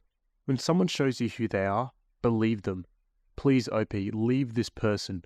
Don't allow yourself to get trapped in a loveless marriage. If you marry Mark, not only will you be unhappy, your relationship will be the example your future children will see. Your sons will treat their partners the way Mark treats you. Your daughters will expect to be treated as you are. Talk to your parents. Your family will rally around you.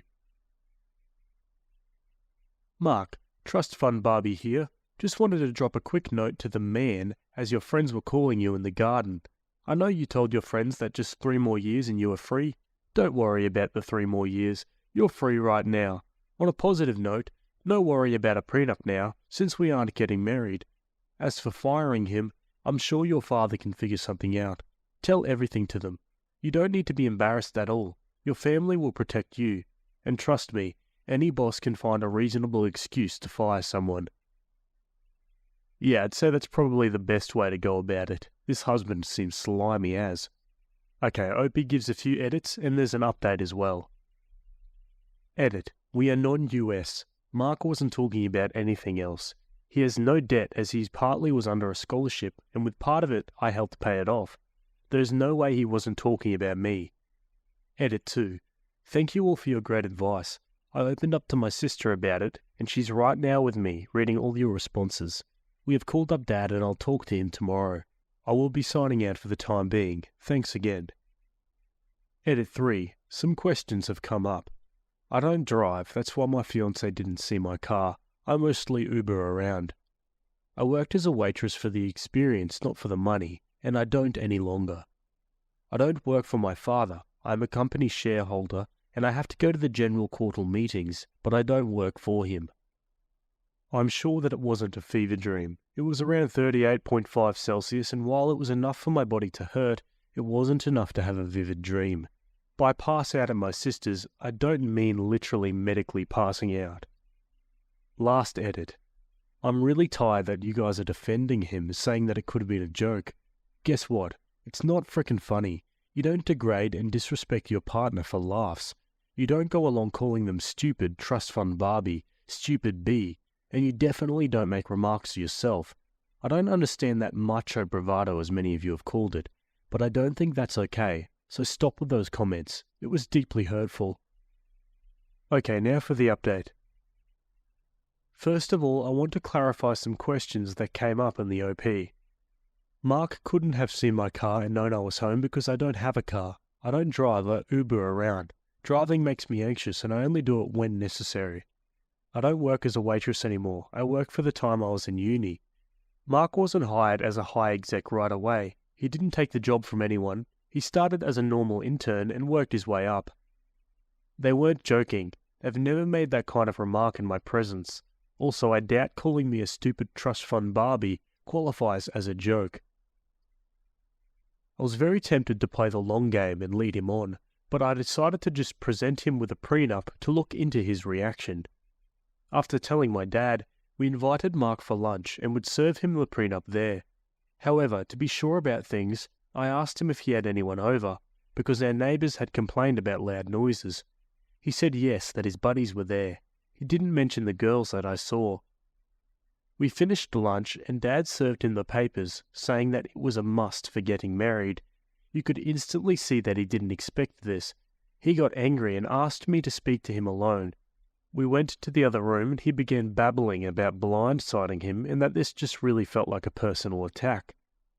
He was trying so hard to sell me the role of victim and making me out to be the villain. Then he just said that he needed to think everything through and left. I have to admit I kinda broke down and began second-guessing myself, but I could keep it together. My family happily didn't pull the I told you so's. We looked into everything and I have the legal right to evict him. The lawyer handled everything, wrote an official eviction notice, and after a lot of talk, Dad decided to present Mark with a deal so that he would leave the company. After that was all sorted out, I decided to just simply text, as one of you suggested, "Hey Mark, Trust Fund Barbie here. As you said you would be free in 3 years, I'll do you a big favour and set you free now. Kisses, OP." My phone completely blew up with Mark's messages after I sent that. He texted and called me so many times I had to switch off my phone. He came to my sister's place as he wanted to explain the situation. He promised that it was just a joke like a million times. I said it wasn't cutting it. They disrespected me in my own house, and I didn't want to be with someone that puts me down in order to appear better. He pleaded, he cried, he begged me not to end things. When I wasn't budging, he got mad at me, accusing me of spying on him and ruining his life. Honestly, I don't know. Then his manner changed once again to apologetic. He eventually owned up to the comments he made, still insisting that it was just a crappy joke. And then when I asked him why he didn't tell me about those random girls that appeared to know so much about me, he told me this weird story of them being cousins from one of his buddies, and that they know me because of my Instagram. It's private and I have like 30 followers. I stood strong and I ended things with him. I will never know what exactly his plan was, but it's better to have things this way. We still have to sort out some financial stuff, but after that, I won't ever see Mark again. Sorry for any mistakes, I'm really sleepy. Just thought it would be good to update you.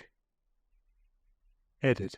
Because you have to spoon-feed people every tiny bit of information or this get written off as fake. Obviously the lawyer didn't draft a prenup from zero in half an hour. I do have siblings, I do have cousins, and some of them are engaged and married.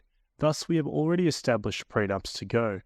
Also, we didn't need a bulletproof prenup for this. I just wanted to see his reaction. Serving him with a boilerplate prenup would have served the same purpose. Also, no, I didn't ruin his life. He will not be fired. He will not be bad-mouthed in any kind of way. He has still all the opportunities in the world to succeed. I thought I made it clear that I gave him notice for eviction, meaning he had days to leave the property. That's why I'm staying with my sister. It's not a done deal, it's still in progress, but the biggest steps have been made. Jesus, people. Alrighty, and that's the end of that one. Geez, I wonder what his plan was. Like, what, stick around for 3 years and then divorce her or something? I mean, honestly, who thinks that far ahead just to screw someone over? That's a sociopath if I've ever heard one. What do you guys think? Let me know down below. Alright, let's go to our next story. Alrighty, this one's a bit different. It's from the Home Improvement subreddit. It was written by user CMac Mason, and it's titled, "So I messed up bad. Real bad. One more warning to your wall before you start a project that requires demo." 2 weekends ago, me and my wife decided it was time to replace our falling apart laminate floors. The location of the laminate we were replacing was in the kitchen, dining room, family room, living room, and main hallway. We thought it would be nice to have all the rooms, including the kitchen and dining room, all on one floor.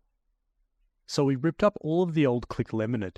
In the hallways and family room, we found original 1970s vinyl underneath. Since we planned on laying the floating floors again, we decided to leave it alone. We proceeded chipping up all of the tile in the kitchen, making our way to the dining room. We got the tile up in the kitchen and were left with an absolute mess of thinset. So I googled the easiest way to get up thinset. I found a video on YouTube showing how to use a grinder with a shop vac attachment and diamond grinding wheel. I went to town and it worked a treat, and I was super proud of how well it came out. Here's where my story goes south.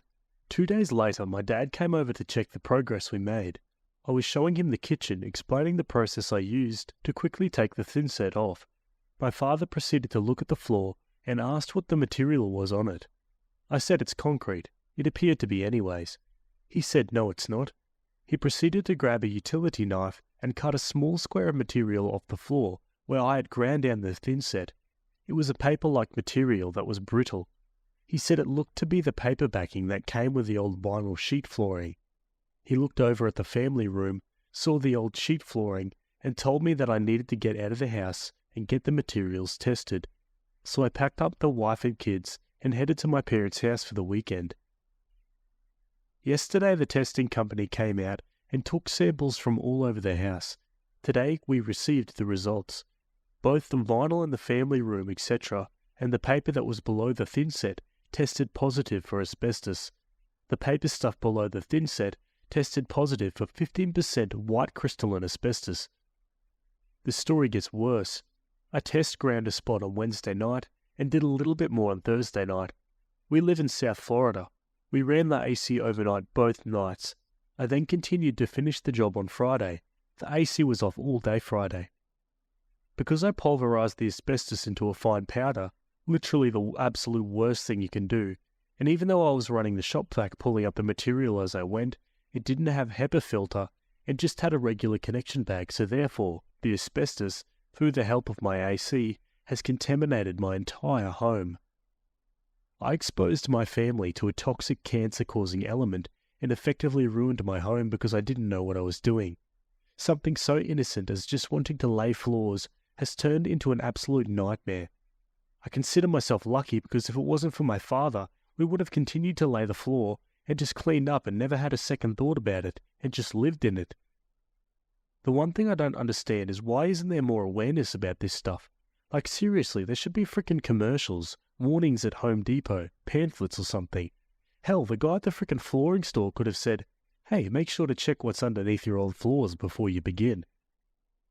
I asked the asbestos tester that based on her experience, was it common for homeowners to do exactly what I did and never know about it? She said probably about 90% of people who do DIY do not test and do not know that they have contaminated their home.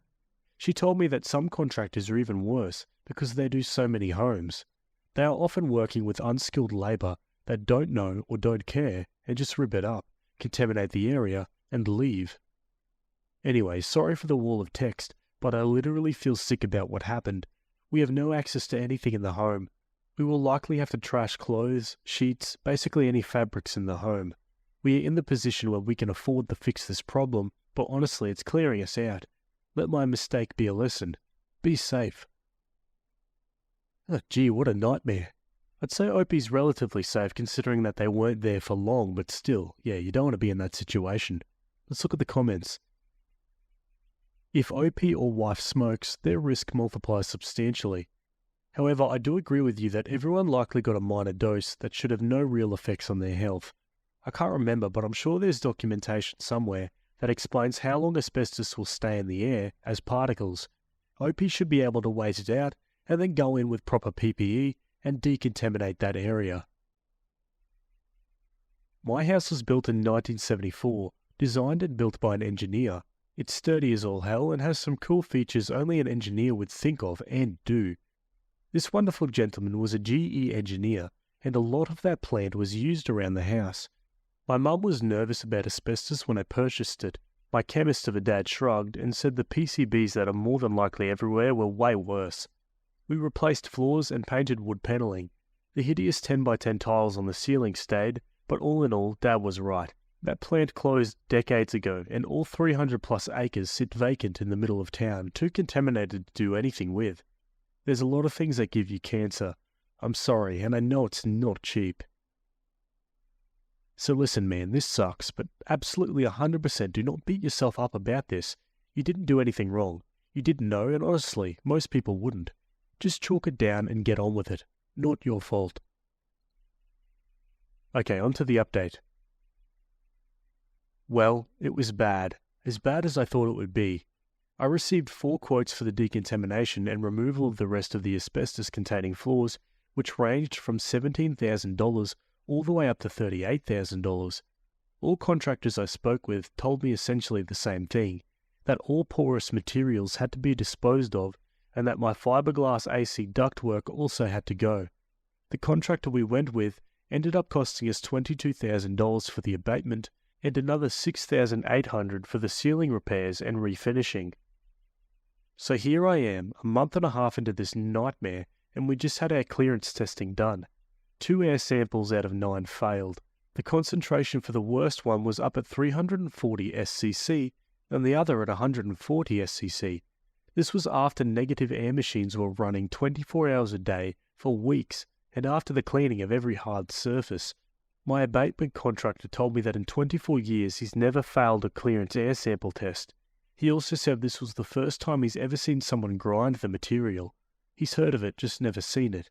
But this just goes to show how high the concentration of asbestos was in the air when I originally ground the material. So the second round of cleaning and air filtration is happening right now as I write this. All in all, we lost all of our couches, mattresses, clothing, towels, sheets, pretty much anything that had fabric on it. The ceilings had to be trenched in order to pull the AC ductwork out without contaminating the attic, as well as my air handler having to be completely disassembled and cleaned. All of this happened because I did not know what I was doing. Had I chipped up some of the tiles and recognized what was under the thin set, I would have never ground it, but I didn't know what I was looking at. Luckily, my father did. I cannot stress this enough. If you're in an old house and you are going to be performing your own demo work on anything that could even remotely contain asbestos, vinyl floors, mastic, popcorn, joint compound, really old insulation, siding, etc., spend the $20 on a DIY test kit and wait a week for results. I cannot stress enough how much a pain in the ass it is to get rid of asbestos once it's in the air. $50 and a 1-week delay to your project is a hell of a lot cheaper and safer than what I'm going through. Also, if it is asbestos, go online, get disposable Tyvek suits and P100 respirators. Be safe. A one-time hit of asbestos isn't the worst, but it sure as crap ain't good. Be careful with this stuff. Wow, there you go. That's the end of that one, folks. Yeah, I think a lesson to be learned here. And let's just hope all the money and the inconvenience is the only negative effect this has on OP and his family. Anyway, let me know your thoughts about that one. Have you been in a similar situation, perhaps? Let me know. Either way, that's it from me today. Hope you guys enjoyed those stories. Thanks for making it to the end, and I'll see you all in the next video. Cheers.